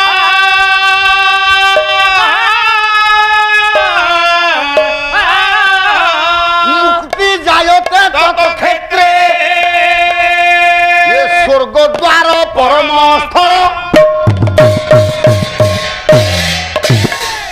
सारे मो बापा माने आपण माने ज्ञानी माने आपण माने मु कहिछि आपण माने विचारवंत लोक न प्रेतत्वम स्वर्गद्वार दाह नांते कदाचन जो माने स्वर्गद्वार दहन होउछंती से माने कई प्रेतत्व लाभ सेठी मुक्ति हे जाउछंती मुक्ति जायते तत क्षेत्रे सेई क्षेत्रे जेते पड़ा होउछंती काहे कि ना स्वर्गद्वार परम स्थल र एठी आपण मानक मन रे प्रश्न उठिबो सारे आपण मानक मन रे प्रश्न उठिबो जो माने स्वर्गद्वार रे मरुछंती से माने कई प्रेत होउ नांती सारे होउछंती कि नहीं आमे पोड़ी की आसिला पर आम घर सुना खड़ा आमे स्वर्गद्वार पोड़ी की आसिला पर ବ୍ରତ କାର୍ଯ୍ୟ କରୁ 10 ଦିନ ଦଶାହ କରୁଛେ କି ନାହିଁ 11 ଦିନ ଏକାଦଶାହ କରୁଛେ କି ଶୁଦ୍ଧିକ୍ରିୟା କରୁଛେ କି ନାହିଁ କରୁଛେ 12 ଦିନ ନାମ ସଂକୀର୍ତ୍ତନ କରିକି ସ୍ମୃତି ଚାରଣ କରିକି ସ୍ୱର୍ଗକୁ ପଠାଉଛେ କି ନାହିଁ ଆଜ୍ଞା କରୁଛେ କି ନାହିଁ ହଁ। ନିଶ୍ଚିତ କରୁଛେ କାହିଁକି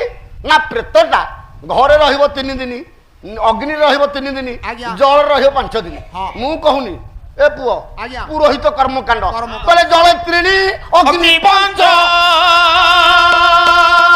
ଗୃହିତ ଦିନ ତ୍ରୟ ରୟ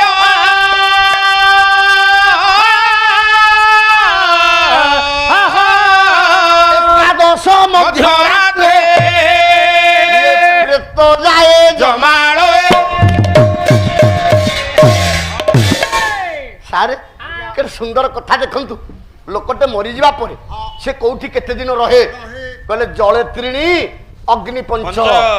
ଜଳରେ ରହିବ 3 ଦିନ ଆଜ୍ଞା। ନିଆଁରେ ରହିବ 5 ଦିନ। 5 ଦିନ 5 3 8 ସ୍ୱଗୃହେତ ଦିନ ତ୍ରୟ ହଁ ନିଜ ଘରେ ରହିବ କେତେ ଦିନ 3 ଦିନ ନା ଆଜ୍ଞା 3 ଦିନ ଆଜ୍ଞା 8 3 11 11 ବୋଲେ ଯୋଉଦିନ ଆମ ଶୁଦ୍ଧ ଘର ହଁ ଏକାଦଶ ମଧ୍ୟରାତ୍ରିରେ 11 ଦିନ ମଧ୍ୟରାତ୍ରରେ ହଁ ବା ନିଶାର୍ଦ୍ଧ ସମୟରେ ଆଜ୍ଞା ପ୍ରେତ ଯାଏ ଜମାଳ ଜମାଳୟ ଆପଣଙ୍କ ଆଡେ ଅଛି କି ନାହିଁ ମୁଁ କହିପାରିବିନି ଗୁଡେ ଗୁଡେ ଜାଗାରେ 10 ଦିନ କରିଦଉଛନ୍ତି ଆଜ୍ଞା। କଣ ଆଜ୍ଞା ଯେ ବାପା ମା ମରି ଯାଇଥିବେ ଯୋଉଠି ଏ ସେ ଜାଗାରେ କଣ ବାଲି ଗଣ୍ଡେ ଗଦେଇ ଦେଇଥିବେ ଆଜ୍ଞା ବାଲି ଉପରେ ହାଣ୍ଡିଟେ ରଖିବେ ଘୋଡେଇ ଦେଇଥିବେ ଯିଏ କ୍ରିୟା ମୁଣ୍ଡେଇ ଥିବ ବୋଲେ ବାପାଙ୍କୁ ଯିଏ ପାଣି ପତ୍ର ଦଉଥିବ ସେ କଣ କରିବ କଂସା କି ପିତ୍ତଳର ଗୋଟେ ଥାଳି ହଉ କି ଚତିକି ହଉ ସେ ବାଡେଇ ବାଡେଇ ଯିବ ଗାଁ ମୁଣ୍ଡ ଯାଏ ଆଜ୍ଞା ଏଟା ଅଛି କି ନାହିଁ ଆପଣଙ୍କ ଆଡେ ମୁଁ କହିପାରିବିନି ଆମ ଆଡେ ଅଛି ତ ସାରେ ବାଡେଇ ବାଡେଇ ଯିବ ଗାଁ ମୁଣ୍ଡ ଯାଏ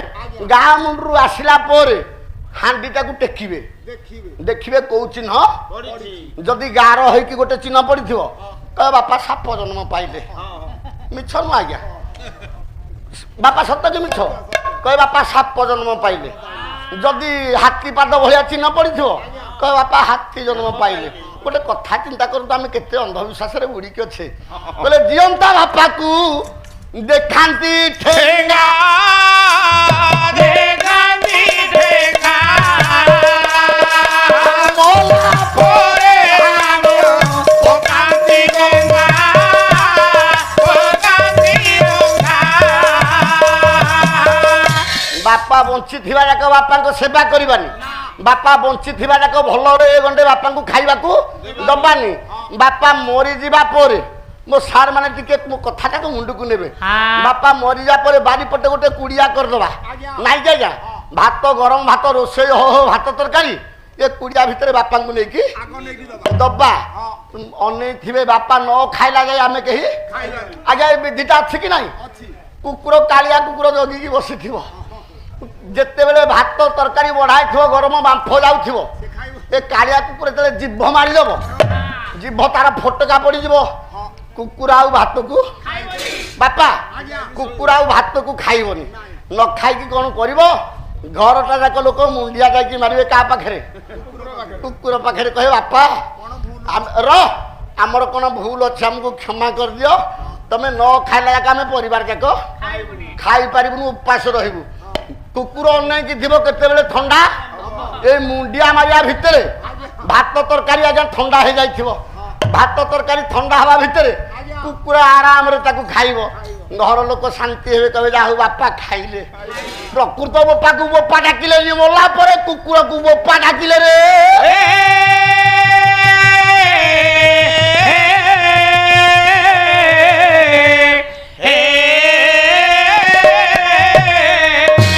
ତେଣୁ ସେଇ ବାପାର କୋଉ ଜନ୍ମ ହେଇଛି ବୋଲି ଆଜ୍ଞା ପୁଅ ଯାଇକି ହାଣ୍ଡି କାଢିକି ଦେଖିବ ବାଲି ଉପରେ କୋଉ ଚିହ୍ନ ପଡିଛି ପଡିଛି ଆଜ୍ଞା ବାସ୍ତବରେ କଣ ଏହା ସତ୍ୟ ଆଜ୍ଞା ଯୋଉ ଚିହ୍ନଟା ପଡିଥିବ ବାପା ସେଇ ଜନ୍ମ ପାଇବେ ନାଇଁ ଆଜ୍ଞା ଭାଗବତର ପ୍ରକୃତ ତତ୍ତ୍ୱ ଆପଣ ମାନେ ବୁଝନ୍ତୁ ଭାଗବତର ପ୍ରକୃତ ନିର୍ଯାସ ଆପଣ ମାନେ ଦେଖନ୍ତୁ ଭାଗବତ କଣ କହିଲେ କହିଲେ ଏ ପିଣ୍ଡୁ ପ୍ରାଣ ଗଲା ବେଳେ যে রূপ দেখি ধাই ডোলে যে রূপ দেখি ধাই ডোলে যে রূপ দেখি ধাই ডোলে ଏ ପିଣ୍ଡରୁ ପ୍ରାଣ ଗଲା ବେଳେ ଜୀବ ଗଲା ବେଳେ ଆଖି ଆଗରେ ଯୋଉ ରୂପଟା ଦେଖାଯାଏ କହିଲେ ଜନ୍ମଇ ଘେନି ସେ এই রূপ ର ପଦ ଆଉ ଗାଇବାନି କହିଲେ ସେହି ରୂପ ଧରିକି ସେ ଜନ୍ମ ଇଏ ହଉଛି ଭାଗବତର ନିର୍ଯାସ ଆଜ୍ଞା ନାଇଁ କି ଆଜ୍ଞା ଇଏ ହଉଛି ଭାଗବତର ନିର୍ଯାସ ଆଉ ବାପା ସେ ଜନ୍ମ ପାଇଲେ ଏ ଜନ୍ମ ପାଇଲେ ନା ସେ କଥା ନୁହଁ ତାହେଲେ ମୋଟାମୋଟି ଭାବେ ଆମେ ତ ପ୍ରେତ କାର୍ଯ୍ୟ କରୁଛେ ଯଦି ପ୍ରେତ କାର୍ଯ୍ୟ କରୁଛେ ସେଟା ସ୍ୱର୍ଗ ଦ୍ୱାର ହବ କେମିତିରେ ଆଜ୍ଞା ପ୍ରେତ କାର୍ଯ୍ୟ କଲେ ସ୍ୱର୍ଗ ଦ୍ୱାର ଏପଟେ ଶ୍ଲୋକ ବ୍ୟାସ କହୁଛନ୍ତି ପଦ୍ମ ପୁରାଣରେ ନ ପ୍ରେତତ୍ୱଂ ସ୍ୱର୍ଗ ଦ୍ୱାରେ ସ୍ୱର୍ଗ ଦ୍ୱାର ଯୋଉରା ପୋଡ଼ା ହଉଛନ୍ତି କେହି ପ୍ରେତ ହଉନାହାନ୍ତି ନାଇଁ ଆଜ୍ଞା ବାସ୍ତବରେ ପ୍ରେତ ହଉନାହାନ୍ତି ସେଟା ସ୍ୱର୍ଗ ଦ୍ୱାର କି ଯଦି ସ୍ୱର୍ଗ ଦ୍ୱାର ହେଇଥିବ ତାହେଲେ କେହି ପ୍ରେତ ତାହେଲେ ପୁରୀଟା ଏ ଶ୍ରୀକ୍ଷେତ୍ରଟା ଯଦି ସ୍ୱର୍ଗ ହବ ଯୋଉଠି ମଣିଷ ପଢା ହଉଛି ତା ନିଶ୍ଚିତ ସ୍ୱର୍ଗ ଦ୍ୱାର ଶ୍ରୀକ୍ଷେତ୍ରଟା ସ୍ୱର୍ଗ କି ନା ଶ୍ରୀକ୍ଷେତ୍ରଟା ସ୍ୱର୍ଗ ଗୋଟେ ଜାଗାକୁ କେତେବେଳେ ସ୍ୱର୍ଗ କୁହାଯାଏ ପାଲା ଭିତରେ ନୀତି ଶିକ୍ଷା ଗୋଟେ ଜାଗାକୁ ଆଜ୍ଞା କେତେବେଳେ ସ୍ୱର୍ଗ କୁହାଯାଏ ବର୍ତ୍ତମାନ ଏଇ ଜାଗାଟା ସ୍ୱର୍ଗ ବର୍ତ୍ତମାନ କଣ ଚାଲିଛି ପାଲା ଚାଲିଛି ପାଲା ବୋଲେ କଣ ସତ୍ସଙ୍ଗ ନାଇଁ ଆଜ୍ଞା ପାଲାର ଶବ୍ଦର ଅର୍ଥ କଣ ସତ୍ସଙ୍ଗ ସତ୍ସଙ୍ଗରେ କୋଉମାନେ ବସନ୍ତି ନା ସତ୍ସଙ୍ଗୀ ମାନେ ସତ୍ସଙ୍ଗୀ କାହାକୁ କହନ୍ତି ନା ସତରେ ସଂଯତିର ସହିତ ଯେଉଁମାନେ ତଦ୍ଗତି ସମ୍ପନ୍ନ ସେମାନେ ହେଲେ ସତ୍ସଙ୍ଗୀ ନାଇଁ ଆଜ୍ଞା ସତରେ ସଂଯତିର ସହିତ ଯେଉଁମାନେ ତଦ୍ଗତି ସମ୍ପନ୍ନ ସେମାନେ ହେଲେ ସତ୍ସଙ୍ଗୀ ଏ ସତ୍ସଙ୍ଗୀ ମାନଙ୍କର ପବିତ୍ର ମିଳନ ସ୍ଥଳକୁ ସତ୍ସଙ୍ଗ এইটা হচ্ছে পালা আপন মানে জ্ঞানী আপন মানে কোন শিখিবে ভাগবত কোন কহিলে এইটা স্বর্গ এইটা গোলক কলে যে স্থানে সৎসঙ্গ হইব স্থান গোলক বলিব স্থান গোলক বলিব স্থান গোলক বলিব চামড়টা দিও আজ্ঞা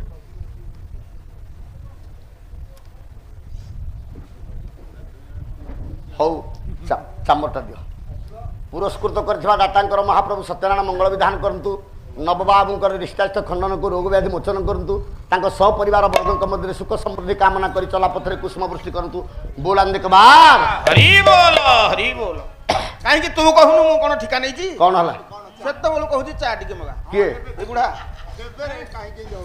ଏଇଟା ଏଇଟା ପାଲା ବାଳଙ୍କର ଗୋଟେ ଖୋଇ ଚା ପିଇବାକୁ ହେଲେ ସେ ତା ନାଁଟାକୁ ଢେଲେଇବ ରହ ଆରେ ଅନୁଷ୍ଠାନକୁ ତ କହିଲି ସେ ଚା ଟିକେ ଆଣିକି ଦେବେ ଆଉ ସିଏ ମାଗୁଛି ବୋଲି କିଆ କହୁଛୁ ତମେ କେହି ପିଇବନି ବୋଧେ ଟିକେ ବୁଢା ବୁଢା ନାଁରେ ତମେ ପାର ହଉଛ ତାହେଲେ ହେ ମୋର ଜ୍ଞାନେନ୍ଦ୍ର ପୁଙ୍ଗବ ହେ ମୋର ଗୁଣଗ୍ରାହୀ ପଣ୍ଡିତ ସମାଜ ତାହେଲେ ହେଲା କଣ ତାହେଲେ ମୋ କହିବାର ତାତ୍ପର୍ଯ୍ୟ ଯଦି ଶ୍ରୀକ୍ଷେତ୍ରଟା ସ୍ୱର୍ଗ ହବ ଆଜ୍ଞା ଯଦି ଶ୍ରୀକ୍ଷେତ୍ରଟା ସ୍ୱର୍ଗ ହବ ହେଲା এইটাକୁ ସ୍ୱର୍ଗ ଦ୍ୱାର ଶ୍ରୀକ୍ଷେତ୍ର ସ୍ୱର୍ଗ କି ନା ସ୍ୱର୍ଗ ଶ୍ରୀକ୍ଷେତ୍ରଟା କେମିତି ସ୍ୱର୍ଗ ହବ ନା ଯୋଉ ଜାଗାରେ ତିନି ପ୍ରକାର ମୁକ୍ତି ମିଳେ ସାର ତାକୁ ସ୍ୱର୍ଗ କୁହାଯାଏ ତିନି ପ୍ରକାର ମୁକ୍ତି ଜଳରେ ମୁକ୍ତି ସ୍ଥଳରେ ମୁକ୍ତି ଆଉ ଆକାଶରେ ମୁକ୍ତି ମୁକ୍ତି ମିଳିଲେ ଯାଇକି ସ୍ୱର୍ଗ ତିନି ପ୍ରକାର ମୁକ୍ତି ନ ମିଳିଲେ ବାପା ସ୍ୱର୍ଗ ହେଇପାରିବ ନାହିଁ ନାହିଁ କିନ୍ତୁ ଜଳରେ ଗୋଟେ ଜାଗାରେ ମୁକ୍ତି ସ୍ଥଳରେ ଗୋଟେ ଜାଗାରେ ମୁକ୍ତି କିନ୍ତୁ ଇଏ ଶ୍ରୀକ୍ଷେତ୍ରରେ ତିନି ଜାଗାରେ ମୁକ୍ତି ତାହେଲେ ଜଳରେ କୋଉଠି ମୁକ୍ତି ବ୍ୟାସ ବ୍ୟାସ 16 କୋଟିଏ କହିବି ନା ର ମୁଁ କହିଛି ଆଜ୍ଞା ଇଆଡୁ ସାଡୁ ଗପ କଥା ଦଳେଇ ପୁଅ କହିବନି ନାଇଁ ନାଇଁ ନାଇଁ ପ୍ରକୃତ ଆଶ୍ଚର୍ଯ୍ୟ କଣ ଶ୍ରୀକ୍ଷେତ୍ରରେ ଆପଣ କମ୍ପେୟାର କରିବେ ଆପଣ ତୁଳନା କରିବେ ବ୍ୟାସ କଣ କହିଲେ କହିଲେ ଜଳେ ଚ ବଦରି ଶୈବ ସ୍ଥଳେ ଚ ଗୋକୁଳ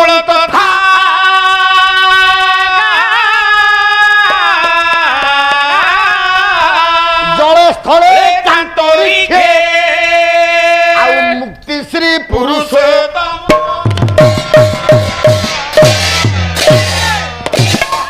କହିଲେ ଜଳେ ଚ ବଦରି ଶୈବ ସାରେ ବଦରି ବୋଲେ ବଦ୍ରିକା ଆପଣ ବଦ୍ରିକା ଯିବେ ବଦ୍ରିକାରେ ଜଳରେ ମୁକ୍ତି କାହିଁକି ନା ମୋ ପ୍ରଭୁ ବଦ୍ରିକାରେ ପୂଜା ପାଉଛନ୍ତି କିଏ ନା ବଦ୍ରି ନାରାୟଣ ଆଜ୍ଞା କେମିତି ପୂଜା ପାଉଛନ୍ତି ନା ସ୍ନାହାନ ମୂର୍ତ୍ତିରେ ଶୟନ କରିଛନ୍ତି ହଁ ଓଦା ଲୁଗାରେ ଆଜ୍ଞା ପ୍ରଭୁ ଶୟନ କରିଛନ୍ତି ତେଣୁ ଯେତେ ଭକ୍ତ ଆଜ୍ଞା ଓଦା ଲୁଗା ପିନ୍ଧିକି ଆଜ୍ଞା ବଦ୍ରିକାରେ ଗାଧେଇକି ଓଦା ଲୁଗାରେ ପ୍ରଭୁଙ୍କୁ ଦର୍ଶନ କରିବେ ହଁ ମୁକ୍ତି ପାଇବେ ତେଣୁ ଜଳେ ଚ ବଦରିଶ୍ଚୈବ ଆଜ୍ଞା ସ୍ଥଳେ ଚ ଗୋକୁଳ ତଥା ହଁ ହଁ ଗୋକୁଳ ବୋଲେ ଗୋପପୁର ଆଜ୍ଞା ଗୋପପୁରରେ ସ୍ଥଳ ଭାଗରେ ମୁକ୍ତି ମୁକ୍ତି ମିଳେ ମୋ ସାରେ ଆଜ୍ଞା ସେଦିନ ହଁ କଂସ ଗୋଟେ ଚିଠା ଲେଖିଲା ଆଜ୍ଞା ନାଇଁ ଆଜ୍ଞା କାହା ପାଖକୁ କାହା ପାଖକୁ ନନ୍ଦ ରାଜାଙ୍କ ପାଖକୁ ଆଜ୍ଞା କହିଲେ ହେ ରାଜା ନନ୍ଦ ମୋ ଭଣଜା କୃଷ୍ଣ ବଳରାମଙ୍କୁ ମୁଁ ଆୟୋଜନ କରିଥିବା ଧନୁଯାତ୍ରାକୁ ତୁ ନିମନ୍ତ୍ରଣ କରୁଛି ତୁ ତାଙ୍କୁ ଶୀଘ୍ର କଂସ ଚିଠି ଲେଖିଛି କହିଲେ ଲେଖିଅଛି କଂସ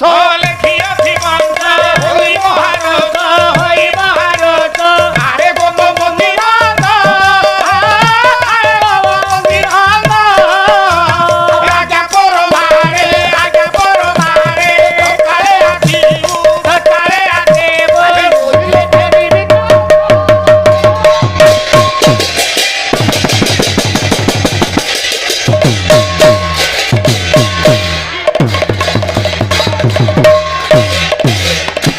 ପଣ୍ଡିତେ କଂସ ଚିଠାକୁ ଲେଖିଦେଲା କଂସ ସିନା ଚିଠିଟା ଲେଖିଦେଲା ସାରେ ଚିଠିଟାକୁ ନେଇକି ଗଲା କିଏ ନା ଅକ୍ରୁର ନାଇଁ କି ଆଜ୍ଞା ଏ ଅକ୍ରୁର ଚିଠିଟାକୁ ଯେତେବେଳେ ପଢିଦେଲା ଭଗବାନଙ୍କୁ ଧନ୍ୟବାଦ ଦେଲା ପ୍ରଭୁଙ୍କୁ ଧନ୍ୟବାଦ ଦେଲା କହିଲା ଧନ୍ୟ ଧନ୍ୟ ଭଗବାନ ତୋର ଆଜି ଆଶୀର୍ବାଦ ମୋ ଉପରେ ଅକ୍ରୁର ଆନନ୍ଦରେ ଗଦଗଦିତ ହେଇଗଲା କହିଲା ଯୋଉ ପ୍ରଭୁଙ୍କୁ ଦେଖିବା ପାଇଁ ଯୋଗୀ ମୁନି ମାନେ କଳ୍ପ କଳ୍ପ ବସିକି ଧ୍ୟାନ କରୁଛନ୍ତି ଦେଖି ପାରୁନାହାନ୍ତି ନା ନା ନା ଆଜି କଂସର ଦୟା ମୋ ଉପରେ ହେଇଛି ମୁଁ ସେ ପ୍ରଭୁଙ୍କୁ ଦେଖିବାକୁ ଆଜି ଗୋପ କଟକ ଯିବି ଅକ୍ରୁର ଆଖିରେ ଲୁହ ଆନନ୍ଦାଶ୍ରୁ ବହି ଯାଉଛି ଅକ୍ରୁର କହିଲା ଆଜି ବ୍ରଜପୁର ଦାଣ୍ଡରେ ଗୋପପୁର ଦାଣ୍ଡରେ ଗୋପପୁର ବାଲିରେ ମୁଁ ଟିକେ ଗଳି ଯିବି କାହିଁକି ନା ଯୋଉ ବ୍ରଜ ଦାଣ୍ଡରେ ମୋ ପ୍ରଭୁ ଛୋଟରୁ ବଡୁଟିଏ ହେଇଛନ୍ତି ସେ ବ୍ରଜ ଦାଣ୍ଡର ଧୂଳି ଟିକେ ମୋ ମୁଣ୍ଡରେ ମୁଁ ବୋଳି ଦେବି ପଣ୍ଡିତେ ଅକ୍ରୁର ଯାଇ ପହଞ୍ଚିଗଲା ବ୍ରଜ ଦାଣ୍ଡରେ ଓ ସାର୍ ମାନେ ଦେଖନ୍ତୁ ଗୋଟେ ଭାକ୍ତିକ ପରିବେଶ ସୃଷ୍ଟି ହେଇଗଲା ଗୋଟେ ଭକ୍ତିପୂର୍ଣ୍ଣ ପରିବେଶ ସୃଷ୍ଟି ହେଇଗଲା ଅକ୍ରୁର ଯେତେବେଳେ ବ୍ରଜଦାଣ୍ଡ ଧୂଳି ଗୁଡାକ ଦେଖିଦେଲା ଏ ବ୍ରଜଦାଣ୍ଡ ଧୂଳିକି ହାତ ମୁଠାରେ ଧରି ପକେଇଲା ହାତ ମୁଠାରେ ଧରିକି ଦେହରେ ବୋଳି ହେଇ ପଡିଲା କହିଲା ଧନ୍ୟ ଧନ୍ୟ ପ୍ରଭୁ ତୋ ମହିମା କେତେ ତୋତେ ଦେଖି ପାରୁନଥିଲି ମୁଁ हे प्रभु आज कंसर दयारे मु तोते देखिबाकू आसीछि कांदी पकाउछि अक्रूर अक्रूर आखिर धार धार लुह बहि जाउछि अक्रूर कला धन्य धन्य धन्य प्रभु धन्य धन्य अक्रूर आज कांदुछि अक्रूर कांदुछि बड़ दांडरे ए ब्रजपुर दांडरे अक्रूर कांदी कांदी जाउछि मथुरा मंगल खांद पदुटिए भक्त चरण दास भक्त चरण बुढ़ा पुओ आज्ञा टिके दीपद हौ मो बापा अच्छा टिके पियंदु हां दे धन्य मोर तात मात धन्य मो जीवन धन्य मोर नयन देखिला गोपी जान धन्य मोर नयन देखिबा गोपी जान धन्य मोर नयन देखिबा गोपी जान देउ गोपी मान कु भावंती सुरा मुनि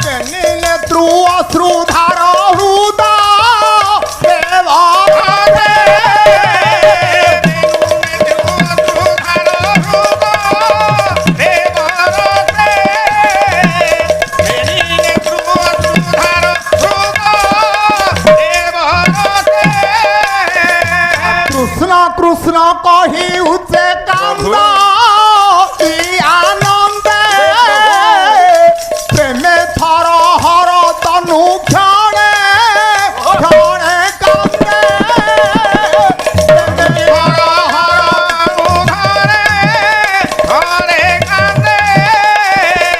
প্রেমে থর হর তনু ক্ষণে ক্ষণে কান্দে।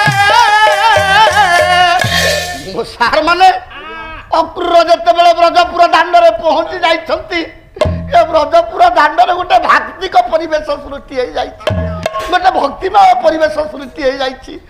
ବ୍ରଜ ଦାଣ୍ଡ ଧୂଳିକି ମୁଣ୍ଡରେ ବୋଳିକି ପ୍ରଭୁଙ୍କ ନାଁକୁ ଗାଇକି ଡେଇଁଲା, ପ୍ରଭୁଙ୍କ ନାଁକୁ ଗାଇକି ଉଚ୍ଚରେ ନାଚିଲା। କିଏ ନା ଅକ୍ରୁର। କେମିତି ନାଚିଲା କହିଲେ ବରଜ ବଜାର ଧୂଳି মোর দেলে বলি বরজ বজার ধরি দেহে মোর দেলে বলি বরজ বজার ধুড়ি দেহে মোর দেলে বলি বরজ বজার ধুড়ি দেহে মোর দেলে বলি বই কুণ্ঠে জীবি চলি বরজ বজার ধুড়ি বই কুণ্ঠে জীবি চলি বরজ বজার ধুড়ি নাচরে নাচরে নাচরে নাচরে নাচরে নাচরে নাচরে নাচরে ব্রজ ধুলি দেহে বলি নাচরে নাচরে ব্রজ ধুলি দেহে বলি নাচরে নাচরে ব্রজ ধুলি দেহে বলি নাচরে নাচরে ব্রজ ধুলি দেহে বলি নাচরে নাচরে নাচরে নাচরে নাচরে নাচরে নাচরে নাচরে নাচরে নাচরে ব্রজ ধুলি দেহে বলি নাচরে নাচরে ব্রজ ধুলি দেহে বলি নাচরে নাচরে ব্রজ ধুলি দেহে বলি নাচরে নাচরে ব্রজ ধুলি দেহে বলি নাচরে নাচরে নাচরে নাচরে নাচরে নাচরে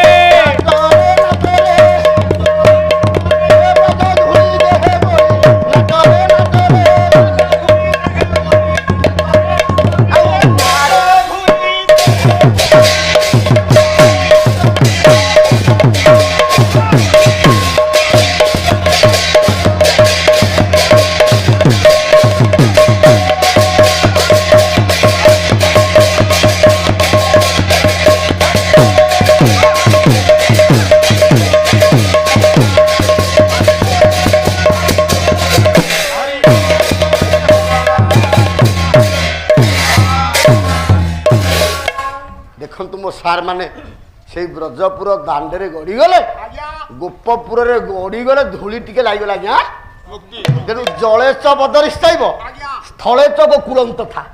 ବଦ୍ରିକାରେ ଜଳରେ ମୁକ୍ତି, ଗୋକୁଳ ବା ଗୋପପୁରରେ ସ୍ଥଳରେ। କିନ୍ତୁ ଆମ ଶ୍ରୀକ୍ଷେତ୍ରରେ ଶ୍ରୀକ୍ଷେତ୍ରରେ ତିନି ଜାଗାରେ ମୁକ୍ତି। ତିନି ଜାଗାରେ କୋଉଠି ମୋ ସାର୍ ମାନେ ଶ୍ରୀକ୍ଷେତ୍ରରେ ତିନି ଜାଗାରେ ମୁକ୍ତି।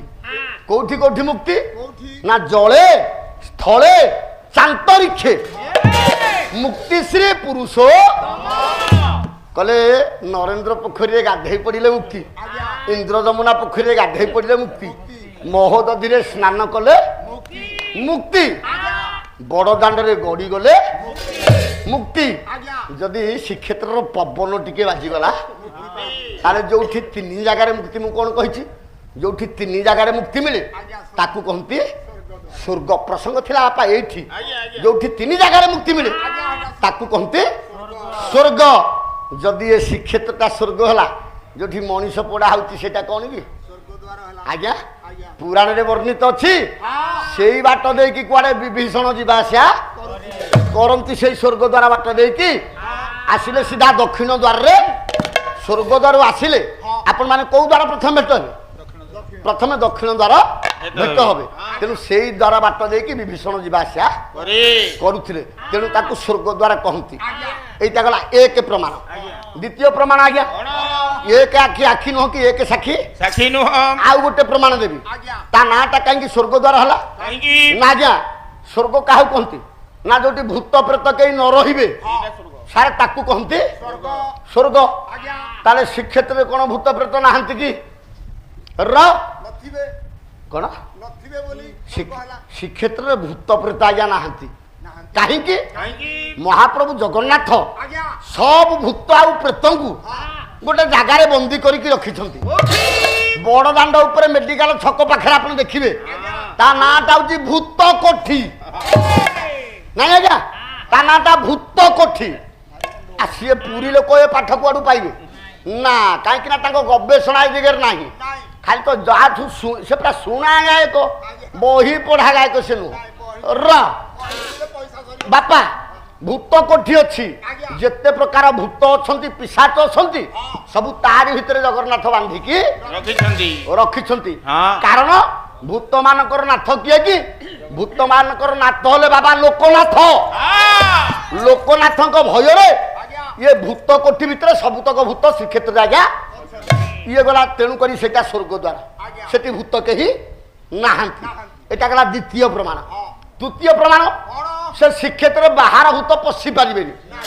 କାହିଁକି? ଯୋଉଠି ଭୂତ ନ ସ୍ୱର୍ଗରେ ଭୂତ ନାହାନ୍ତି। ନାଇଁ ସ୍ୱର୍ଗରେ ଭୂତ ଅଛନ୍ତି କି? କାହିଁକି ଏବେ ଏଠି ମରୁନାହାନ୍ତି? ମଣିଷ ଯୋଉଠି ମଣିଷ ଯୋଉଠି ମରିବ ହଁ। ସାର୍ ସେଇଠି ଭୂତ ଏବେ ହବ, ସେଠି ପ୍ରେତ ହବ, ଆଜ୍ଞା। ସେଠି ଯୋଗିନୀ ହବ ହବ। ହଁ। ଆଉ ପୁରୀରେ ତ ଲୋକ ମରୁଛନ୍ତି, କାହିଁକି ଭୂତ ହଉନାହାନ୍ତି? ନାଇଁ ଆଜ୍ଞା ସେଠି ଭୂତ କେହି ନାହାନ୍ତି। ହଁ। କାରଣ କାରଣ ଇଏ ଶ୍ରୀକ୍ଷେତ୍ରଟା ଆପଣ ଦେଖନ୍ତୁ, ସ୍ୱର୍ଗରେ ଜନ୍ମ ନାହିଁ କି ମୃତ୍ୟୁ ନାହିଁ, ନାଇଁ ତେଣୁ ସେଠି କେହି ଭୂତ। ଦେବତା ମାନେ ଅପରେସନ ହେଇ ସ୍ୱର୍ଗର ଦେବତା ସଂଖ୍ୟା କେତେ? 33 କୋଟି। 33 କୋଟି। ଆପଣ କହୁଛନ୍ତି 33 କୋଟି। ଆଜ୍ଞା। ଆପଣଙ୍କ ବାପା କହୁଥିଲେ କେତେ? 33 କୋଟି। ତାଙ୍କ ବାପା କହୁଥିଲେ କେତେ? 33 କୋଟି। ଯଦି ସ୍ୱର୍ଗର ଜନସଂଖ୍ୟା ବଢୁଥାନ୍ତା 34 କୋଟି 35 କୋଟି ହଉଥାନ୍ତା। ନାଇଁ କି ଆଜ୍ଞା? ହଁ। ଯଦି ସ୍ୱର୍ଗର ଜନସଂଖ୍ୟା କମୁଥାନ୍ତା କମୁଥାନ୍ତା। 32 କୋଟି 31 କୋଟି ହଉଥାନ୍ତା। ତାହେଲେ ଏଥିରୁ ଆମେ ଜାଣିଲେ ସ୍ୱର୍ଗରେ ଜନ୍ମ ନାହିଁ କି ମୃତ୍ୟୁ ନାହିଁ। ନନା ସେଇଠି ଜନ୍ମ ନାହିଁ କି ମୃତ୍ୟୁ ନାହିଁ। ନାଇଁ କାହିଁକି? ଅପରେସନ ହେଇ ଯାଇଛନ୍ତି ଦେବତା ମାନେ। ଫ୍ୟାମିଲି ପ୍ଲାନିଂ ଫ୍ୟାମିଲି ପ୍ଲାନିଂ ଏ ଚଣ୍ଡାଳ ର ତାହେଲେ ସ୍ୱର୍ଗରେ ଜନ୍ମ ନାହିଁ କି ମୃତ୍ୟୁ ନାହିଁ। ନା ତାହେଲେ ଏଠି ତ ଜନ୍ମ ମୃତ୍ୟୁ ଅଛନ୍ତି। ଆଜ୍ଞା ଏଠି ତ ଭୂତ ପ୍ରେତ ଚାରିଆଡେ ଗ୍ରାସ କରିକି ଅଛନ୍ତି। ଅଛନ୍ତି। ତାହେଲେ ତାକୁ ସ୍ୱର୍ଗ ଦ୍ୱାରା କେମିତି ହବ? ସ୍ୱର୍ଗ କେମିତି ହବ? ନାଇଁ ହେଇପାରିବ। ନାଇଁ ଆଜ୍ଞା ହଁ ଏଠି ଭୂତ ଅଛନ୍ତି ସତ, ହଁ କିନ୍ତୁ ଭୂତ ପଶି ପାରୁନାହାନ୍ତି। କାହିଁକି? କାରଣ କାହିଁକି? ଇଏ ଶ୍ରୀକ୍ଷେତ୍ରଟାକୁ ଅନେକ ହନୁମାନ ଜଗିକି ଅଛନ୍ତି। ହଁ ଆରେ ଭୁଲ ହେଲାଣି। ଭୁଲ କଣ? ହନୁମାନ ତ ଜଣେ ହଁ ଆମେ ଜାଣିବାରେ, ହଁ ଅନେକ ହନୁମାନ। ନାଇଁ ରେ ବାପା ତୁ ପାଠ ଦେଖିନୁ। ଆଉ ପାଠ ମୁଁ ଅଲଗା। ସେଇଥିପାଇଁ କହୁଛି ପାଠ ଦେଖ, ଏରା ପୁରୀ ପାଠ ମୁଁ କହୁଛି। ଆଜ୍ଞା ଆଜ୍ଞା ଏରା କଟିକି ପାଠ ନୁହଁ, ନାଇଁ ଏରା ପୁରୀ ପାଠ। ଆଜ୍ଞା ହନୁମାନ କୋଉ କୋଉ ହନୁମାନ ଅଛନ୍ତି? ଦେଖିବା। ଚାରି ଦ୍ୱାରରେ 4 ହନୁମାନ, ହଁ। ଚାରି ଦିଗରେ 4 ହନୁମାନ, ଆଜ୍ଞା ବାହାରେ ଅଛନ୍ତି ଗୋଟେ ହନୁମାନ। ହନୁମାନ ତାହେଲେ ସେ ହନୁମାନ କିଏ? କିଏ? ଶୁଣେ ଶୁଣେ, ବର୍ଗୀ ହନୁମାନ, ଫତେ ହନୁମାନ, ହଁ। ବେଡି ହନୁମାନ, ଆଜ୍ଞା। କାନପତା ହନୁମାନ, ହଁ। ତପସ୍ୱୀ ହନୁମାନ, ଆଜ୍ଞା। ଉଡ଼ନ୍ତା ହନୁମାନ, ହଁ। ମକରଧ୍ୱଜ ହନୁମାନ, ଆଜ୍ଞା। ଶ୍ମଶାନ ହନୁମାନ, ହଁ। 12 ଭାଇଆ ହନୁମାନ। ହନୁମାନ ନାଇଁ ଆଜ୍ଞା ଏଇ ପାଠ କାହିଁ? ଆପଣ ଦକ୍ଷିଣ ଦ୍ୱାରକୁ ଗଲାବେଳେ 12 ଭାଇଆ ହନୁମାନ ବାହାରେ, ଗେଟ୍ ବାହାରେ ଆଜ୍ଞା, ପାଚେରୀ ବାହାରେ ଅଛନ୍ତି। ମିଛ କି? ଆଜ୍ଞା। ତା ନା କୋଉ ହନୁମାନ? ହଁ। ଆଉ ଭିତରେ ସିଂହ ଦ୍ୱାର ଦେଇକି ଗଲାବେଳକୁ ବେଡି ହନୁମାନ ଦେଖିବେ, ହଁ। ବର୍ଗୀ ହନୁମାନ ଦେଖିବେ, ଆଜ୍ଞା। କାନପତା ହନୁମାନ ଦେଖିବେ, ଆଜ୍ଞା। ତପସ୍ୱୀ ହନୁମାନ ଦେଖିବେ। ଆଜ୍ଞା ଆଉ ଶ୍ମଶାନ ଘାଟ ନିକଟରେ ଶ୍ମଶାନ ହନୁମାନ ଦେଖିବେ। ହନୁମାନ। ଆଜ୍ଞା ହନୁମାନ ଏକ ହଁ ହନୁମାନଙ୍କର ବିଭିନ୍ନ ରୂପ ହଁ ବିଭିନ୍ନ ଜାଗାରେ ଆଜ୍ଞା ଅଛନ୍ତି। ଯେମିତି ଦୁର୍ଗା ଏକ, ଆଜ୍ଞା କିନ୍ତୁ ମୁଁ ସେଦିନ କହିଥିଲି ଦୁର୍ଗା 9ଟା ହଁ। କହିନଥିଲି? ଠିକ ସେମିତି ଆଜ୍ଞା ହନୁମାନ ଗୋଟେ। ଆଜ୍ଞା ହନୁମାନଙ୍କର ବିଭିନ୍ନ ରୂପ ବିଭିନ୍ନ ଜାଗାରେ ଅଛି। ଆଚ୍ଛା ସାରେ, ହନୁମାନ ଯୋଉ ଜାଗାରେ ଥିବେ ହଁ ସାରେ ଭୂତ ପ୍ରେତ ସେ ଜାଗାକୁ ପଶି ପାରିବେ? ନା ତୁଳସୀ ଦାସ କଣ କହିଲେ? କଣ? ଭୂତ ପିଶାଚ ନିକଟ ନାହିଁ ଆଏ, ନିକଟ ନାହିଁ ଆଏ, ମହାବୀର ନାମ ଶୁଣାରେ। ବୋଲ ଶ୍ରୀ ରାମ ଜୟ, ରାମ ଜୟ ଜୟ ରାମ, ରାମ ଜୟ ଜୟ ରାମ, ସଂକଟ ମୋଚନ ଜୟ ହନୁମାନ। बोलिए भक्त वत्सल भगवान की जय। केड़े सुंदर कथा आज्ञा। ଆଜ୍ଞା कहले भूत पिशाच निकट नहीं आवई, महावीर जब नाम हनुमान को ना शुणिले सारे भूत प्रेत कहीं पशि पारिबे नहीं। जो 4 दिगरे 4 हनुमान, 4 द्वार 4 हनुमान अछंती। সেটি ভূত পশিবে আচ্ছা যোଉଠିକି ভূত ন পশিবে ଆଜ୍ଞା ভূত কোଉଠିକି যাଆନ୍ତିନି ସାରେ ভূত স্বর্গକୁ ଯାଆନ୍ତିନି তাহলে যদি ভূত হেটিକି যাଉନାହାନ୍ତି সেটা স্বর্গ হব কি নাই যদি সেটা স্বর্গ দ্বার হলা ଆଜ୍ଞା মশাণী যদি সেটা স্বর্গ হলা মশাণীটা স্বর্গ দ্বার হবনি কি এইটা হচ্ছে শ্রীক্ষেত্রর আশ্চর্য এক আশ্চর্য গলা র আপনার বসন্তু বলরাম চরিত্র ইয়া পরে মু আলোচনা করবি পরে টিকে ঠিয়া হইকি গোটিয়ে গীতটি আমার গাইদে তারপরে আমি আগুক যা তো কলা বদন চালি যাও দিন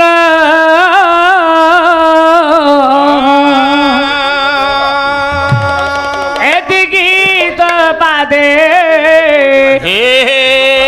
অলিরে কলা কাইচ মালি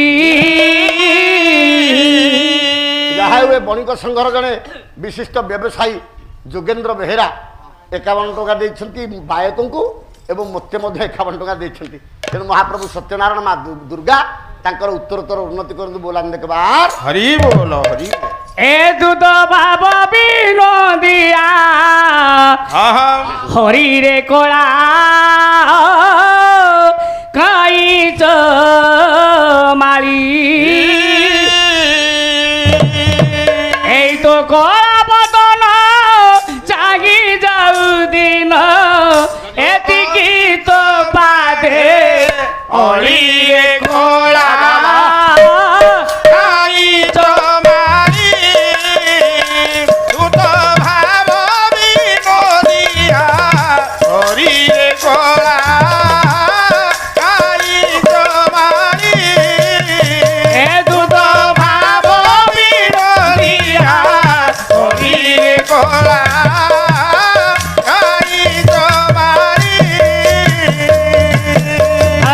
তেজ